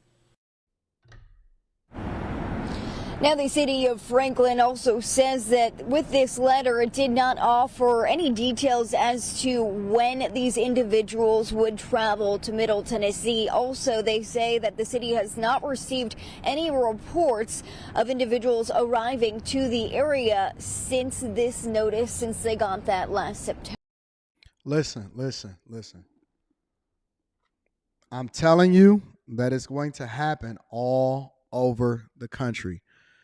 What happened in New York and what happened in Chicago, the two of some of the biggest cities inside the United States of America, was only a tip of the iceberg of what is happening across the entire country, and they are hiding it. We are discovering this on a whim. People are mistakenly walking into the wrong rooms in the airports of Atlanta and seeing these people getting on flights. Atlanta has long designated themselves as a sanctuary city, but what they didn't tell you is that they trying to secretly deal with the problem while also flying them into other places on private flights. And so they trying to do the same thing that Texas is doing. They just don't want them coming to their cities, and so they going to pawn them off on y'all. Boston is starting to house them. They taking over y'all hood. Chicago been under duress. Denver said, listen, y'all can't come here no more because we ain't got no more money for y'all. New York is embracing it while they over there slapping y'all up against the head and then driving y'all in the polls. California, just throw whole California in the trash. It's bad across the board. Y'all got a ton out there, Yoshi? Sheesh. So now it's just now starting to be discovered as far as it actually being a thing, though. Good thing we got a bad reputation over here in Detroit. We ain't got to worry about y'all want to come here. Y'all see, it worked out in our favor. But God, you know what I'm saying? It's bad out here across the board, and so we continue to embrace it, but it's so stupid. We got to get to the money, though. Dialect 1 says, Anton, look up Mohammed Anwar, DC Uber Eats driver, carjacked and killed by 13 and 15-year-old girls? I worked in DC years ago. It's a dangerous place. Really? Wow. That's crazy. Thank you, my friend. I appreciate your dialect. Shout out to Random Cage Kami. Videos is in the building. Says, just showing some love real quick. I'm getting a used RAV4 for me and the fam. My plan was to get a loan from Navy Fed and pay them back rather than get a loan through the dealership or finance. Is this the best way to go? The best way to go is to make sure you get the lowest rate. Whatever the lowest rate is, right? Because you want to pay the least amount of interest, but then you also want to prevent yourself from paying interest by making sure that you can pay it off fast. So make sure that there's no penalties for you paying it off early. Also make sure that you get the lowest rate possible, because often at times the dealerships are incentivized to go through a specific lender, depending on who they are. And then the more money you put down, the better off you'll be. But I think that if you already got financing coming into it, they may be less likely to want to give you a deal. So make sure that you get the lowest interest rate possible, because that's the thing that's going to be best for you. That's the thing that keeps the most money inside of your pocket. Shout out to Random. I appreciate you, big dog. Also, Bripto Briss. So you a blood, huh? You a blood, huh? Bripto Briss, huh? So you can't say the C word. See, you don't think I know what's going on out here. You out there in Cali? You in Cali, homie? What set you claim? What set you claim? You in Cali? What set you claiming, homie? I don't like your blue shoestrings, homie. Well, I'm from Bompton, cuz. Says the Democrats are giving up. Let me get my Compton voice. Democrats are giving your reparations to the migrants, cuz. 90% of y'all keep voting for them, even after the decades of no results, cuz. And make sure you claim your set. I was watching Training Day last night before I jumped on the panel. He said, I would like to eat my breakfast. Get you some chow in you. Come on, Hoyt, get you some chow in you. Okay, Hoyt. So since you can't sit still and long enough for me to eat my breakfast, tell me a story then. All right, so we was on the beat. Boom! Ha, ha, ha. Yeah. Okay, go. Go, Hoyt. All right, so we was on the beat. Shout out to Bripto Briss in the building. You need to be what your mama called you. You know what I'm saying? Shout out to Bripto Briss. I appreciate you. Chris Moore is in the building. Says passport bros can stay home now. They got it here. Yeah. I see you. Trump 2024 is in the building. Says Scat Pack 392. Donnie is in the building. Said, listen, the UN is funding the migrants. Byron. Yoshi 504 says, Tennessee resident, we got a ton of them out here in these streets. Sheesh. McCall's Wellness in Motion is in the building. Says, question, AD, do you think Biden is ignoring the border crisis in order to have a reason to declare martial law for the whole country? I don't think it's a reason to declare martial law. I think that usually what you'll see, if you start to pay attention to the trends, right? If every incumbent, of most incumbents, there's always something that happens that put them in a position to continue for Americans, because the mindset for most Americans is they don't want to have a change in leadership while they have an ongoing crisis. Right? If you pay attention to what was happening during the Bush administration, the second one, we wind up mysteriously getting into a war that often, that found us over in different countries, chasing bin Laden all of a sudden, right?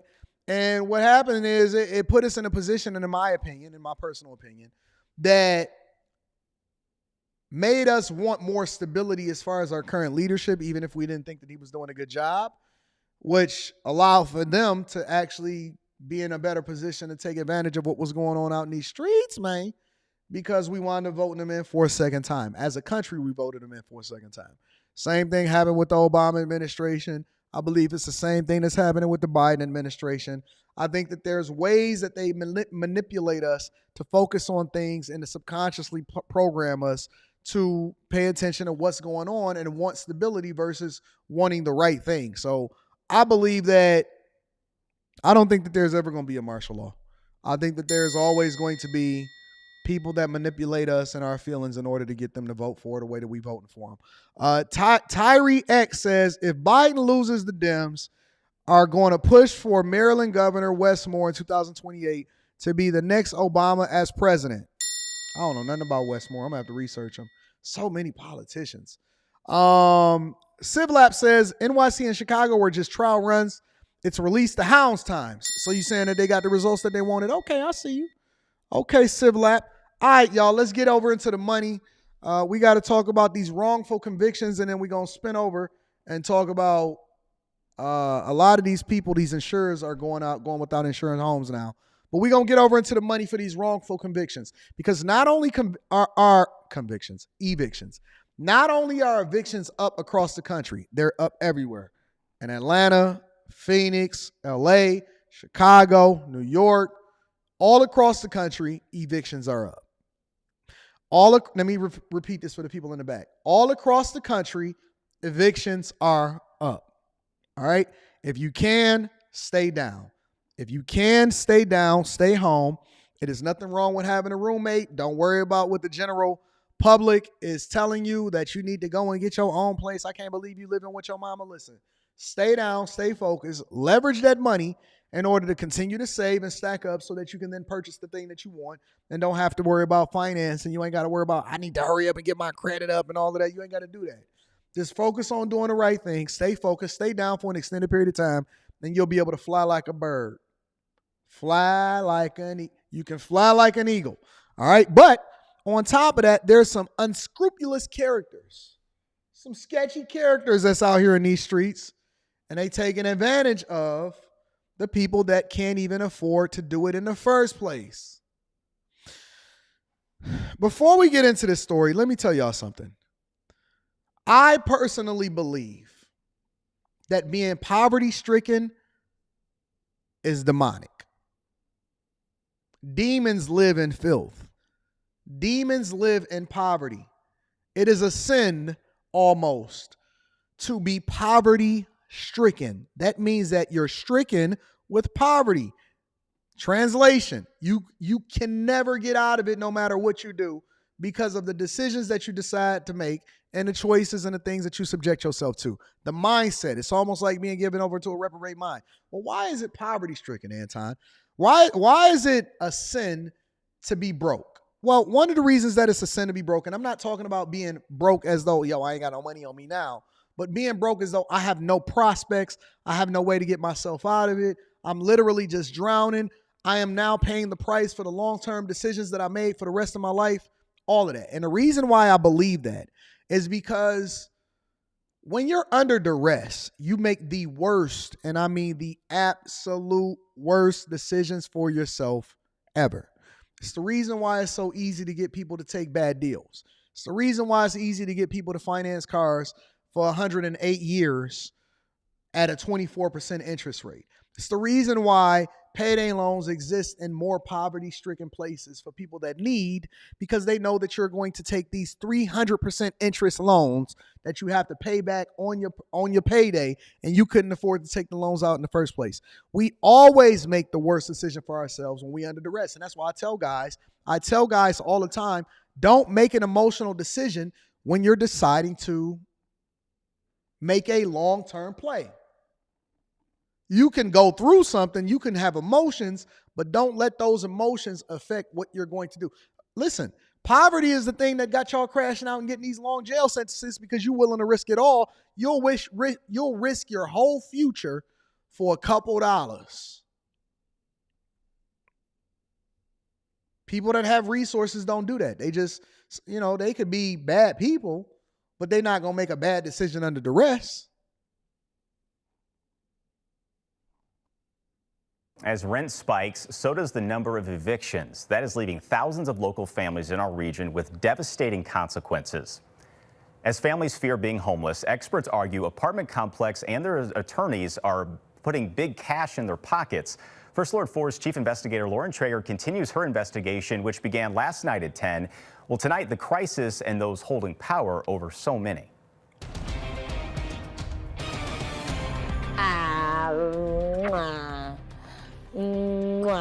Shamika Jones can hardly keep up with her 1-year-old, often gliding across the hardwood of their rental home in Bell Fountain Neighbors. I lost my job on the 13th. I got carjacked on the 23rd. The single mom to 3 fell on hard times, but she'd wanted to keep the roof over their head. Whoa. I got a question before we start to really mine this out. The single mom of 3 looks like she got a relatively young newborn. Who is busting? Listen, investigators, reporters, I need to know who is busting these chicks down. Where the baby daddies at? Where they at, though? Where's the baby daddies at? What do you mean you a single mom of 3? Where the daddies at? Where is the men that's in the household? You got a newborn practically out there going, mwah. Why y'all having kids and y'all can't even take care of the ones that y'all got? Before we get into the fact that she's being taken advantage of because she's out here as a single baby mama, where is the fathers at? Is all I'm trying to figure out. Why y'all picking these men to have children with and y'all not married? Y'all not ringed up? Y'all just out here just busting it down for a real one, letting these dudes skeet in y'all, and that's just the end of the conversation? Jesus. Are y'all praying for y'all minds? So now you lost your job and you got carjacked and you ain't got nothing. You ain't had no insurance to pay for your car. You lost your job. You ain't got no safety net, but y'all busting it down for a real one. I don't even know how y'all out here busting it down and y'all broke. How you bust it down broke? Y'all just giving it up? No prospects, no money, no nothing. Just throwing it back for a real one. Okay. You right, EJ Johnson. The culture stay culturing. We not going to victim shame right here. We gonna address the issue. Wrongful convictions and bad lawyers. Let's stay focused. I just need the full context for what I'm looking at, okay? You've been making payments that haven't shown up on the ledger. Correct. You've been attempting to pay rent. Correct. With a rental ledger that didn't reflect her partial payments over recent months, it appeared she was far behind on rent when she wasn't. The property management company and its attorney, Randall Ranker, filed an eviction lawsuit against her. Just 1 month later, she was in court without her own attorney. We watched off camera as Ranker called her into a side room. He was just like, how much can you pay? By the time she emerged, she had signed a consent judgment agreeing to pay $2,670, including $400 in attorney's fees and more in court costs, even though the property manager later acknowledged that initial number that sent her to eviction was wrong. When you are... No, A.R. Smitty. She's not a victim of her decisions as far as having children out of wedlock. But she's a victim of being under duress. And when people, Why do y'all think that all of these record artists sign so many bad deals, especially in their first deal? Because they poor. They just trying to do anything to get out the hood. You give them $10,000, they're going to think that they rich. They're going to go and buy a chain for $8,000. They're going to trick off $1,500 on that little hoe. And then they're going to give $500 to their mama. And then they're going to be broke again asking you for money. And they signed a bad record deal. So what she wound up signing is she signed something because she was in a situation that got pulled into a back room. You already stressed out. You about to get evicted. You got 3 kids and you'll sign anything. You'll do anything just to stay in the house. And so you're not even going to read it. You're not going to do the numbers. You're not going to add it back up. You're not going to figure it out. You already ain't got a job. You're just trying to make sure that you can stay in the house for one more day. And so you're going to sign something that agrees to give him $400 in additional attorney's fees, and you're going to agree to pay $2,600 and the number is wrong. When you are under duress, you make bad decisions every single time. Your survival, you're right, Kiro, survival mindset forces you to fight or flight, and you don't think clearly anymore. And so that's how they get you. This is why it's important for you to be focused. This is why it's important to be on your game. This is why it's important for you to have your finances in order. This is why it's important for you not to be living beyond your lifestyle, because then nobody can take advantage of you, or they're less likely to take advantage of you because they don't have control over you because you're in your right mind. You can't get me to sign something that I'm not interested in signing. You can't get me to do something that I'm not interested in doing. You will never get me to sign a deal that's not in my best interest because I'm not in duress. When I say, oh, okay, well, and they want to offer you a deal or they want to give you this deal or whatever, I'm not signing that. I'm already good. I don't need you. So now the leverage comes on me. Even listen. Let's take this off of this. We're going to get back to this in a minute. But let's come all the way back to your regular everyday jobs, right? A lot of y'all sit here and you complain about what you make.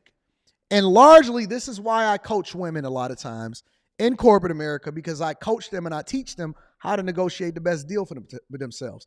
It's not that the pay gap is so wide because you're a woman. The pay gap is wide because you're under duress and you operate and you think like a woman is supposed to think, which then puts you at a disadvantage in your ability to be able to negotiate a better salary, because in corporate America, you get what you negotiate, not what you think that you're worth. You get what you negotiate, not what you think that you're worth. So when you go into an interview, think about it like this. When you go into an interview and you don't have a job, so you're looking to get a job, you just happy to be there. Yes, boss, no boss. And I get it. I understand, because I was in the same situation. 2008, crisis happened. I was going to take anything. I almost was in that Wesley Berry flower bee suit, twirling the sign. Hey, come get some flowers in 2008, because I was going to do whatever it takes to feed my family. So you just happy to get an offer. Anything. I'll work 1,000 hours, right? And that's cool when you first get in there. But if you wait until get fired, and every time that you go and find a job, you're under duress, you're never going to get paid the thing that you're supposed to get paid. Now, let's say, for example, you in a Patreon and you a bag chaser. Make sure you tap into the Patreon. Link is in the description as well as pinned to the top of the chat. Now, let's say you a bag chaser and you taking my advice, and I say, hey, guys, this is the threshold that you want to have at this job in order to get certain projects under your belt, be able to speak to certain things. You also have given them enough time in order to be able to promote you, but it doesn't prevent you from actually being able to market yourself and leverage the fact that you got more experience in order to leapfrog into the next position, right? So I give y'all the criteria. I tell you how to interview like a king. I also tell you how long you're supposed to stay at a specific job before you leapfrog into the next position, regardless of whether they give you a promotion or not, because they'll pay you more to leave versus paying you to stay, right? The next position is going to negotiate for you. So when you go into this next interview, you have a different mindset. You're approaching it differently because what? You're not under duress. So it's almost like you playing with house money. You loose. You having fun in the interview process. You confident. You speaking confidently to whoever it is that asks you a question, because you're not worried about whether or not you answering it right. You just speaking based off of what you know, because you know what you know. And now it becomes more of you interviewing them than them interviewing you, because they're trying to recruit you for the position versus you begging for a job. It's a different mindset. You're going to make different money. You're going to have a different negotiation process. You're not going to be in a rush to start too fast. You're going to make sure that things is taken care of and buttoned up. You're making sure that you don't leave on a bad note and you maintain a great relationships. You then get a bigger offer. You're going to reject the first one. I teach y'all how to be able to negotiate your offers and stuff like that. You get equity that comes with whatever your position is. Your bonuses is bigger. Everything is bigger because you then are operating under the guise of confidence versus under the guise of duress. And they can see it. They can smell it. Women can smell it when a guy walks up to him and he desperate and he nervous. And they already know, oh, he thirsty. Thirsty Thursdays. It's Thirsty Thursdays. But when the dude ain't checking for you, and that's why we say that guys that say no get more, that applies to more than just relationships. It applies to life. It applies to corporate America. It applies to what it is that you got going on here. And so it's much easier for you to take advantage of somebody when they're under duress every single time. If I'm busy and I got a lot of contracts and I got a lot of work and you come to me and you say, Anton, I want you to work for me and I want you to do this, I'm more than likely willing to tell you no because you're going to have to make me an offer that I can't refuse because I don't need you. I'm good. Women give a box to men that they're desperate to meet. You know why? Because they're operating with a duress mindset 100% of the time. 100% of the time. So she's going to sign something like this, and you are too. You do it every day. You finance cars that you're not supposed to have because you're just so excited and you're willing to make a split-second decision without going to sleep. And the dealership told you, hey, man, this car might not be here till. That's a sales tactic. Hey, man, I got somebody else that's looking at this car too. No, man, listen. That car been sitting there for the last month. It ain't going nowhere. So you going to sign the first thing? And it's, hey, man, we got this 23%. Okay. Yo, car payment's going to be $2,000. Okay. And so you willing to sign anything because you so excited. You letting your emotions control you when you're under duress versus making a smart decision when you're doing things the right way. And so it's easy for these people to manipulate you because he's not a lawyer. He's a salesman that has a lawyer's job. That's it. That's all they are, is they scamming you and they finessing you because they understand that you're under duress 100% of the time. It's the reason why they get you to sign these plea agreements without actually consulting a lawyer, because you're scared. And so you get in there and they read you your Miranda rights and they say, hey, listen, you know, anything you say can and will be used against you in the court of law. You have the right to an attorney. You forgot all of that. And the only thing you're thinking of is, man, I ain't about to go to jail for you. And so you over there just talking, just squealing. Don't even know you're supposed to be sitting with a lawyer. Why? Because it's easier for them to control you when you're under duress and they got your emotions in a bond. Sit there, shut your mouth, and say, I need a lawyer. You don't have to say nothing. You don't have to say nothing. All you got to say is, I want a lawyer. That's it. That's it. But because you're scared and you don't have confidence, you're operating under duress, you're going to get the same results that you've been getting for a long time. That's why you need to make sure that you're never in a position to be taken advantage of because you don't think clearly. She says she felt pressured to sign. I didn't have no choice but to sign it, so I don't want to get put out. I got 3. I don't have no choice but to sign it, so I signed it. I don't want to get put out. I got 3 kids. Did you hear what she said? Honestly, I have not reviewed this. This is my first time seeing this. I didn't want to get put out, so I didn't even think about it. I just signed it because I got 3 kids I got to take care of. She looked tired.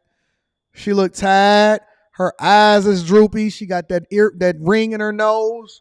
Her hair is herring. I didn't want to get put out, so I got 3 kids, so I'm going to just take advantage of it. 3 kids. The attorney she faced, Randall Ranker, is being sued by another former tenant, claiming violations of state and federal laws over his attempted eviction.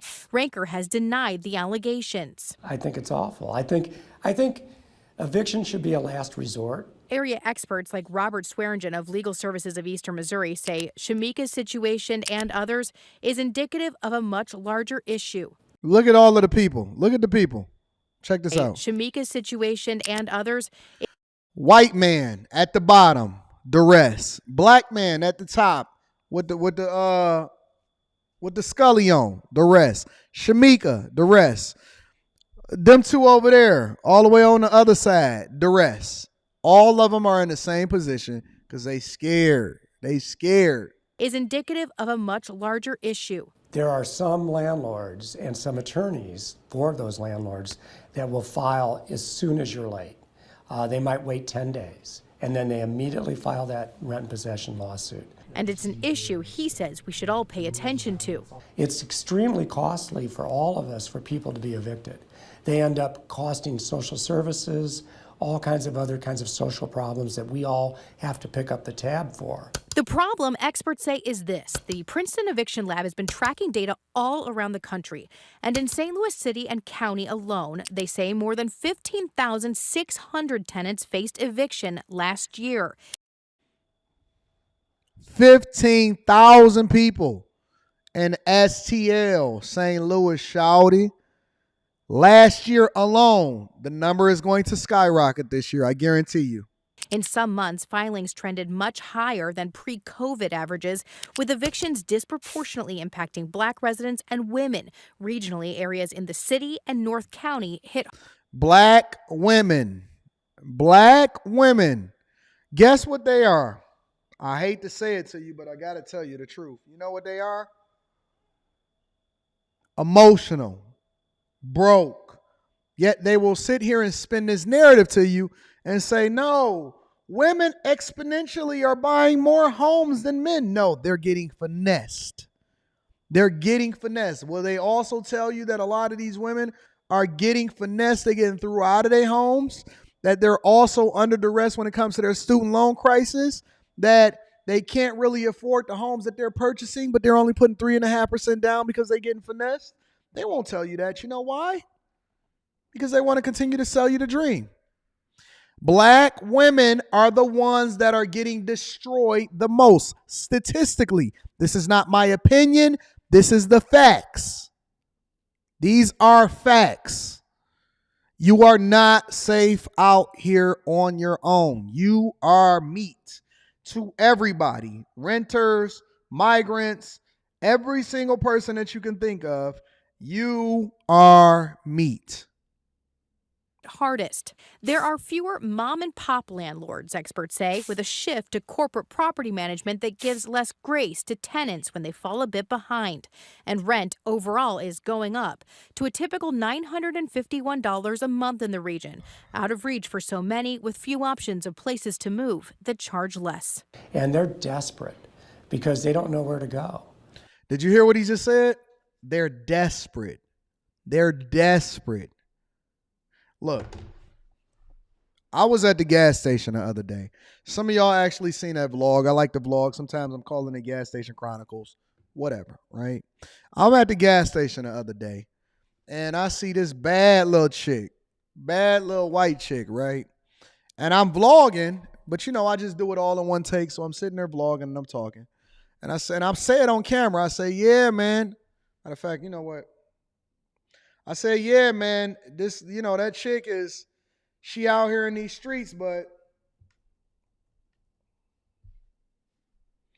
I said, she out here in these streets, but, you know, she looking good, but her car raggedy as hell. That Nissan Versa is beat. That Nissan Versa is beat, man. You know what I'm saying? So I'm talking and I'm blogging. I'm telling you, she stopped immediately and wanted to talk and tell me where she worked and said, I need to stop by. And I said, okay, I'm going to stop by and come and see you. That car sounded like it was about to fall out of the bottom of the thing. I'm telling you, listen, y'all think that it's cool? Hold on one second.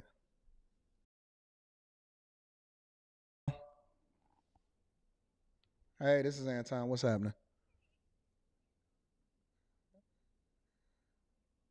Hey, baby. Nah, Thursday. Well, I'm supposed to get the keys on Thursday.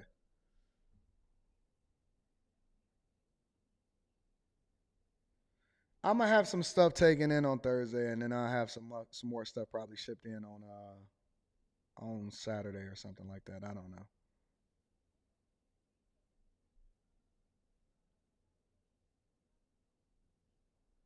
No, valet. Probably 2. Just give me 2 spots.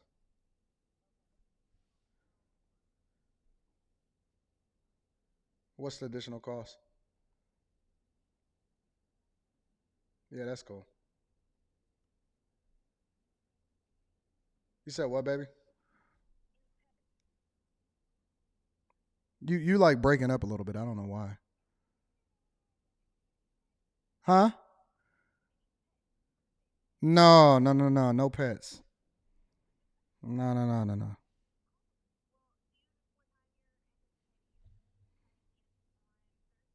Sometime probably between 11 and 1 or something like that. Yeah. Probably.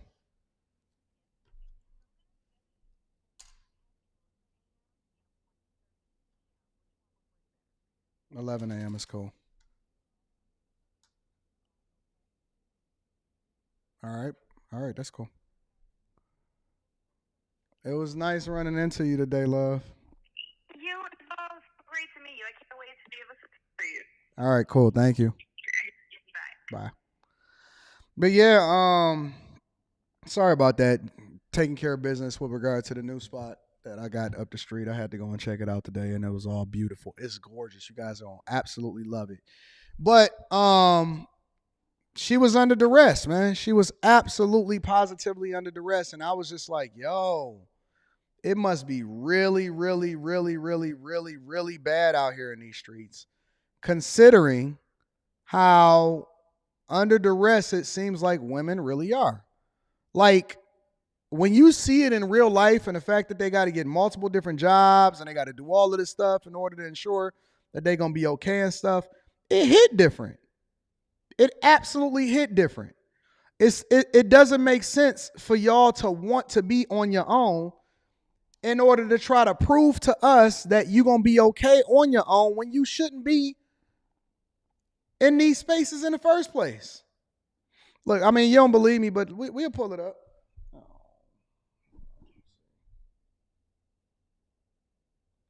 What's up, baby? Hey, sorry to bother you again. I forgot to get the information for your card. I have make, models, years, and license plates. All right, I'll get that to you. Can I call you back? Sure can. All right, baby. Thanks, sir. All right, bye. What's going on? Where was I at? Let me see. I don't know how far into this video it was, but that car was loud. It was raggedy as piss. Hey, she look good, but not new to the people. This we've been rocking for a long time. Baby girl, she look good, but her car raggedy as hell. Jesus. Shout out to the Nissan Versa. I see you, baby. She turning slow, making sure that engine don't rattle out of that joint. I wasn't even thinking about her. Jesus Christ. She must be a server. Yeah, why you want to be in it? What's your name? What's your name? What do you do? You a hostess? Where you hosting? Do y'all hear this car? Honestly, do you hear the car? It sounds like the engine is about to fall out of it. Seriously, in real life. Which one? Oh, Fifth Tavern. Oh, the one on Telegraph. Are you really a hostess there? What's your name? What's your name? Daisy. I couldn't even hear what she was saying. I couldn't even hear what she was saying. I'm like, what's your name? What's your name? I don't know why y'all want to be out here in these streets, man. Listen, it ain't safe for y'all. It ain't safe for y'all. Listen, I know what she was looking at. Yeah, she was bad as hell. I know what she was looking at. I ain't crazy. I know what she seen the Porsche. She said, oh my God, I gotta come up. Ain't no way I'm gonna miss an opportunity to speak to this man. Ain't no way I'm gonna miss an opportunity to speak to this man. I said, I did my DJ Khaled. I said, are you smart? Oh, you loyal? Oh, you smart, huh?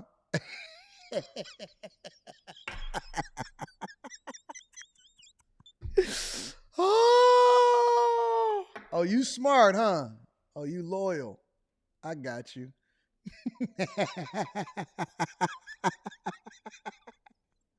It's hard out here. It's hard. It's hard. Listen, the price of the brick is down.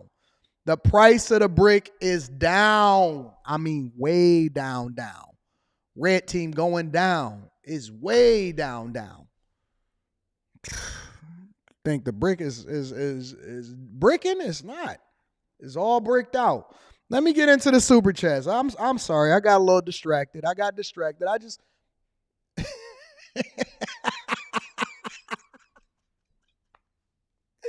Rita, get out of my live stream.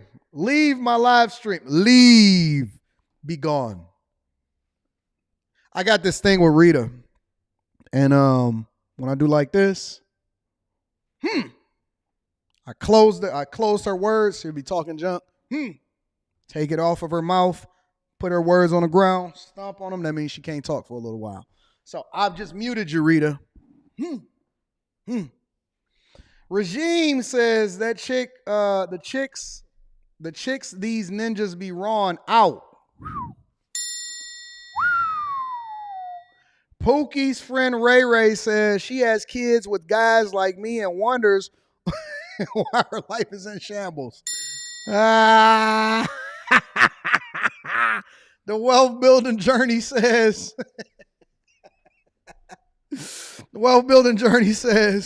never split the difference negotiating as if your life depended on it, by Chris Voss and Talares. Shout out to the wealth building journey. My dog Brock with the offering. Thank you for the offering. I appreciate you. Yeah, man. Yo, they got baby mamas out here on a discount. For real. Anyways, let's continue over into the show. Last but not least, I want to talk about the insurance crisis, right? There's an insurance crisis, especially for a lot of y'all, especially for a lot of y'all that are buying homes in these places that's going to be disrupted, right? You're buying homes in these places that are going to be disrupted. I'm telling you. I don't know if some of y'all remember, because a lot of y'all may be new to the live stream, but I actually spoke about the fact that I was investing the majority of where I was investing in from a real estate perspective, because I believed that was where everybody was going to have to move up to because of different factors, especially things that's happening over in Florida and affordability and a rent crisis and climate change and hurricanes, and insurance industries are leaving certain states like Florida and California altogether, and all of these different things. And I actually be doing, I give y'all insight and I tell y'all all of this stuff way ahead of time, because I be trying to help y'all to understand how things are going to play out in your lives. And you need to be paying attention to certain factors, not what's going on Instagram, not where everybody is moving, not where all of the migrants is coming in. You need to be paying attention to different factors that we talk about outside of that, especially when we're talking about it on Patreon. All right. I got a new video, a new investment real estate strategy video that is dropping this week. And then we got Stock Club inside of the Bag Chasers. We going to get to it.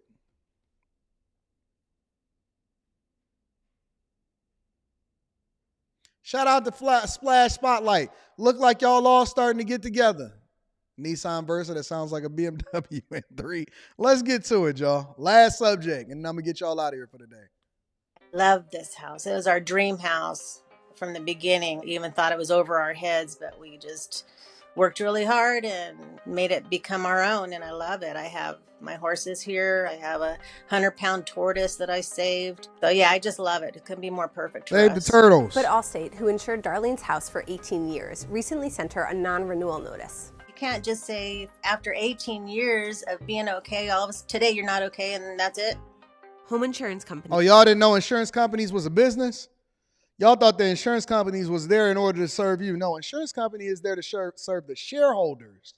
Did you know that Berkshire, do y'all know how Warren Buffett adjusted from the textile industry with Berkshire Hathaway in order to invest in insurance companies? Do you know how profitable insurance companies have been for Berkshire Hathaway stock? I bet you don't, because you don't study these things. You're not trying to understand what Berkshire Hathaway is doing. Listen, after 18 years, Even Chris Ball came in like a good neighbor. State Farm is there. Did you know that the Allstate man, remember what Stella got her grooves back? Y'all remember what Stella got his groove back? The guy from Allstate, the top guy, the guy that was messing with Whitney Houston inside of and then he wound up going to Allstate and doing a bunch of commercials. After 18 years and found out, listen, he got up out of there. They got up out of there. The same way that Whitney Houston said I could do bad by myself is the same way that Allstate said that we going elsewhere. And it does not matter how long you have been a customer. They will drop you without even blinking twice. Companies are saying homes like Darlene's are too risky to insure. The nation's largest homeowners insurance company, State Farm, has decided they won't accept new applications for property in California.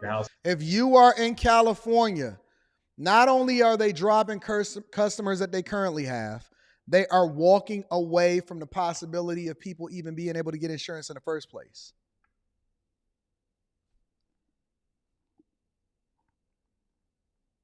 It's bad. When you are making an investment, you have to be very, very careful into why you're investing, as to why you're investing, where you're investing. Location is not just relevant to whether or not you like the spaces that you're in as far as the neighborhood is great. It's also relative to so many other factors, including whether or not you can even get insured and why insurance companies are not even taking applications in a specific state in the first place. Shout out to my girl, Mika. I love you, Mika. Household names like State Farm, Allstate, are pulling out of these markets. They know the risk is just too high to be actuarially sound for their business. There are companies saying there are too many buildings being destroyed by catastrophes, inflation is making it too expensive to rebuild, and they can't protect their investments any longer. Losses are increasing related to climate risk. As that risk increases, so does the cost of insuring those assets that people have on hand. But without homeowners insurance, many homeowners can find themselves in big financial trouble. I've been trying to find another insurance. I had one company step up and said they'd do it for $12,000 a year. I go from $2,000 to $12,000. Yeah, we would have to move. There's no way. But selling the home might not even be possible. The moment that an individual gets a non-renewal letter from the private insurance market, they essentially lose 12% of their property value. It's not just the minute that you get a non-renewal notice from an insurance company, your property value drops roughly 12%. So let's do the math. Let's say, for example, you're sitting in a $500,000 home, right? And they say, you know what? We don't really want to renew you at all. So now your property drops by $60,000. How did Anton get to 60? 12% or 50%? Okay, 10% is 50,000. 1% is 5,000. That means carry the 1, take the 2. 5,000 plus 5,000. That gives you 2%. Roughly $60,000 comes off of the value of your home the minute that they decide that they don't want to renew your insurance. I bet you didn't know that. The property value drops off because the cost of being able to insure the house goes up. The cost goes up. The property value drops off. The house goes up. The property value drops off. That means that you immediately lose $60,000 in equity off of your home. Just California. Louisiana and Florida are contending with similar issues due to flood risk. Why are so many American houses becoming uninsurable? And what will it mean for the economy when so many homes lose some of their value? It means there's always going to be winners and Darlene losers. bought her house and for so what y'all need to do, let me give you the summary immediately. What you need to do immediately is get out, leave, run, sell it to the next sucker and leave him holding the bag before you find yourself in a space to where you are going to be under duress and getting stuck with a $50,000 drop in value in your place. If y'all live in these places, listen, you can rent there. You can go and visit there. You can do that. But you need to make your main home. You need to make your main home in a place that's a lot more stable. And you need to make sure that you making your investments and you're stacking your money and you're investing your money in spaces that's going to continue to go up in value. If insurance companies are pulling out, You need to too. They already see the writing on the wall. They seen the writing on the wall a long time ago. $120,000 at the behest of one of her best friends. My girlfriend that I've known for close to 40 years, she's the one that brought me to this. She lives 2 doors down, and she said, "You have to buy this house." So I had really no choice, but it was the best thing I ever did. It's just 3-bedroom, 2-bath, and it's only probably 1,700 square feet. You know, it's just perfect. You know, I'm an outside person anyway, so what's the most perfect is the outside. I have a huge pasture for the horses, and the backyard, I had an artist come and she painted all my animals on my back fence. So when I go sit in my little girl area where we have a little glass of wine, all my animals, even the ones I've lost, y'all about Florida a long time ago. I've been told y'all about Florida. Darlene and her husband still owe about $360,000 on their mortgage. Most mortgage lenders require home insurance as a prerequisite for the loan, and 58% of Americans hold mortgages on their homes. You are allowed to live in your home without insurance. That will be called self-insurance. It depends on your financial situation whether or not that is a good or risky choice. Insurance acts as a risk transfer tool. So in order to make sure that that investment that the bank is making with you, should something happen, a catastrophe, a natural catastrophe or a man-made catastrophe, if it happens, the insurance allows the home to recover. The insurance business model works like this. Companies assess the risk of damage happening to a home and collect a premium accordingly. By insuring properties with varying levels of risk, they are able to spread the liability for the riskiest assets among the whole group. They reserve some funds to pay out claims and invest others. They typically make... This is why people call it a bank, because basically the insurance company don't actually shell out money until there's actually a claim. So for all of the time that basically you are paying into it, if she never had a claim over the last 18 years, that means that was all 100% profit. 100% profit. If she never had a claim in 18 years, but she was insured for 18 years, that means that's 100% profit. It's like a bank. You store money until it's a possibility of a claim, and then they take the majority of all of this claim money, and then they give it a percentage of it to this and to that and to that based off of the people that have claims. But it all goes into a pool that ultimately is called insurance. That's basically what insurance is. Make their profits via safely held investments. The insurance rate is and then in the meantime, all of that float money, they making money on top of money because they invested that money into other things that ultimately is going to pay them. Listen, basically all I'm telling y'all is that y'all need to become the bank. It's not that hard. It's really not that hard to understand. The minute that we divest ourselves from the mindset that we need a bank is the time that we then become the bank. You become the bank. We need to become the bank. Stop being interdependent on the bank that makes money off your money, and then you do the same thing in reverse. That's long story short what it is.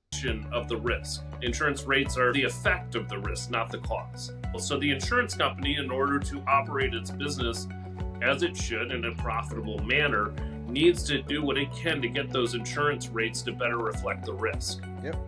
Now, insurers are saying climate change, inflation, and the regulatory environment have created a situation where it's difficult to operate a profitable business in some locations across the country. Private insurance companies are withdrawing insurance in high-risk areas due to climate risk, and people are seeing their premiums increase in the public market.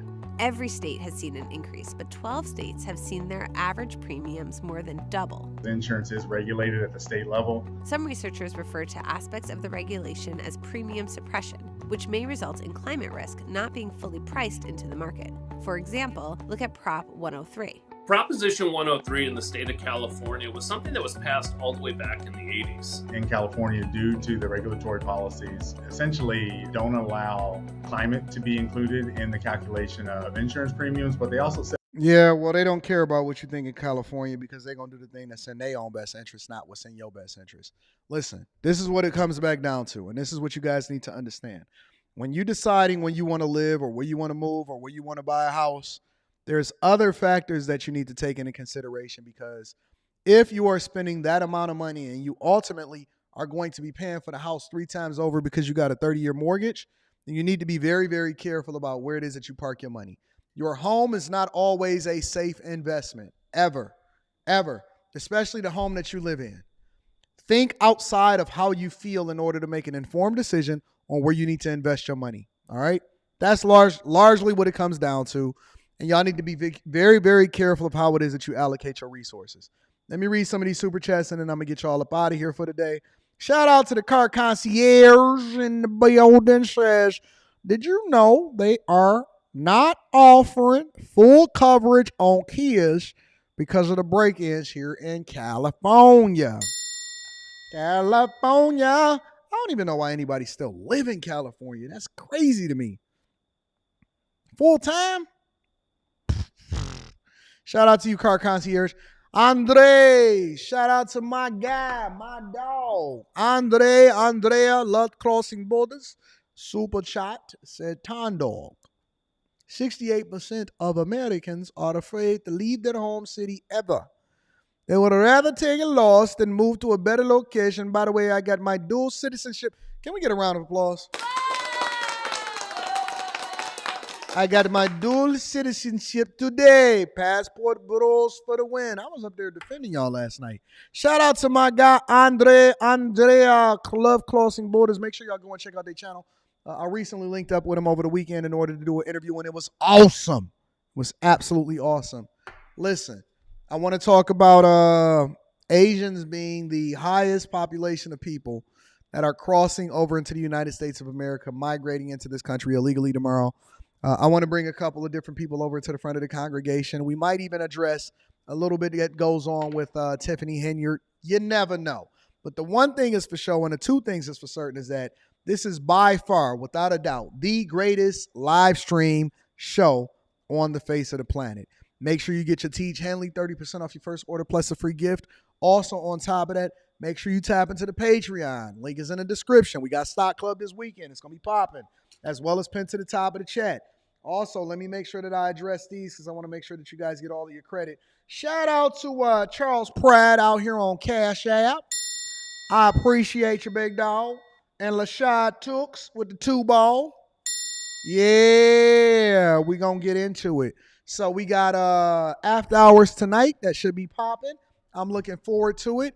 I hope you guys are in a great space. I hope you are in a phenomenal space. I hope that you have a great attitude and that you are in great spirits, because we have the best opportunity in the world to make the most of the opportunity. We woke up today, so we got another opportunity to do a great thing. But I need you guys to do me one more favor before we get up out of here.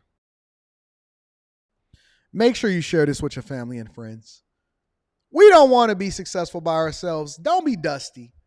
Don't be dusty. Your car said don't be dusty. I love you. I appreciate you. I hope you guys are looking forward to after hours tonight, because I'm looking forward to having a conversation with you guys tonight. It's going to be fun. It's a little different. I heard that Playboy Cardi scam Aiden Ross right after 21 Savage for millions. Don't worry, we'll get there. I love you. I appreciate you. I'm going to holler at y'all later on today. I'll see y'all. Peace. Be safe. Ladies, don't get caught out here in these streets by yourself. It's not safe for y'all. Talk to y'all later. Peace.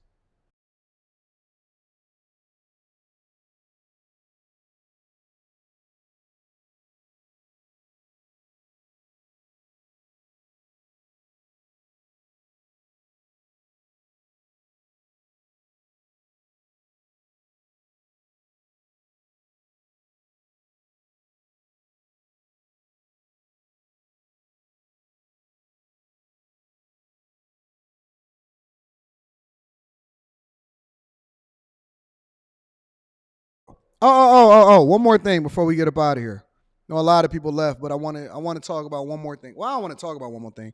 Just give y'all a little bit of update. I actually ordered my Cybertruck today. Yeah, I built it and I paid for it. And so they're saying that it might be delivered this month. Might be delivering my Cybertruck this month. Either this month or next month. It's the Foundation series. So I can't wait to share that with you guys. It's pretty awesome. It's pretty freaking awesome. It's dope. It's absolutely dope. So I got my Cybertruck order. I actually had the ability to be able to order it on January 17th, but I didn't look at the email for whatever reason, right? So yeah, the email just can't. I looked at it and I had got a follow-up email. I'm like, wait a minute. I got the email to order my truck already? Yeah, man, because I was actually one of the very, very first people, or early adopters of ordering it. But yeah, man, I ordered my Cybertruck. I got to complete my tasks. This is my Cybertruck. I actually put my deposit down, and then I pay cash for it when it's up. So yeah, man, it's gonna be awesome. It's gonna be awesome. It's gonna be awesome. It's gonna be a great, great, great thing. All right, I got to get out of here. Y'all get out of here. Go do your job. Peace.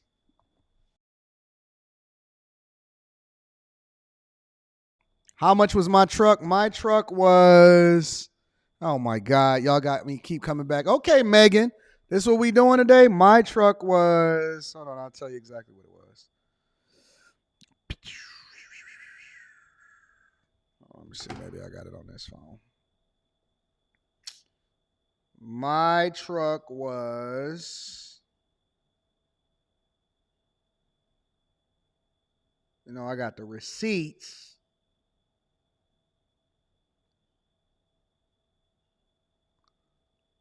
My truck was, gotta make sure I don't show no bad information. So this is my order agreement. Hold on.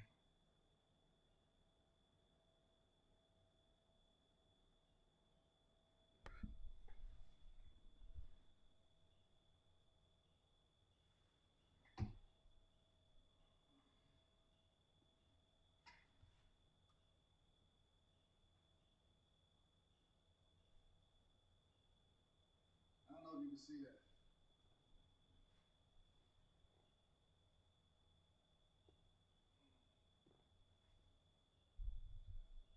Mine is $101,135. I don't know if you can see that. It's $101,000. That's how much my truck was. Yes, ma'am. Mine is $101,000. $101,000. Subtotal $99,990. Order fee $250. Destination fee $19.95. My original reservation payment is on there, and then I put my deposit down, and so it's 101. So mine is 101. So within the last 2 months, we bought 4 vehicles. We got the Bronco Raptor, got the Porsche truck, got a Cybertruck, and I think I bought one more. No, I didn't buy the Impala SS, the 96. But anyway, so yeah, so it should be good for the channel. We're going to do all kind of crazy stuff with it. We're going to drive with it. We're going to go all over the map with it. It's going to be fun. All right, get out of here. See y'all tonight. Peace.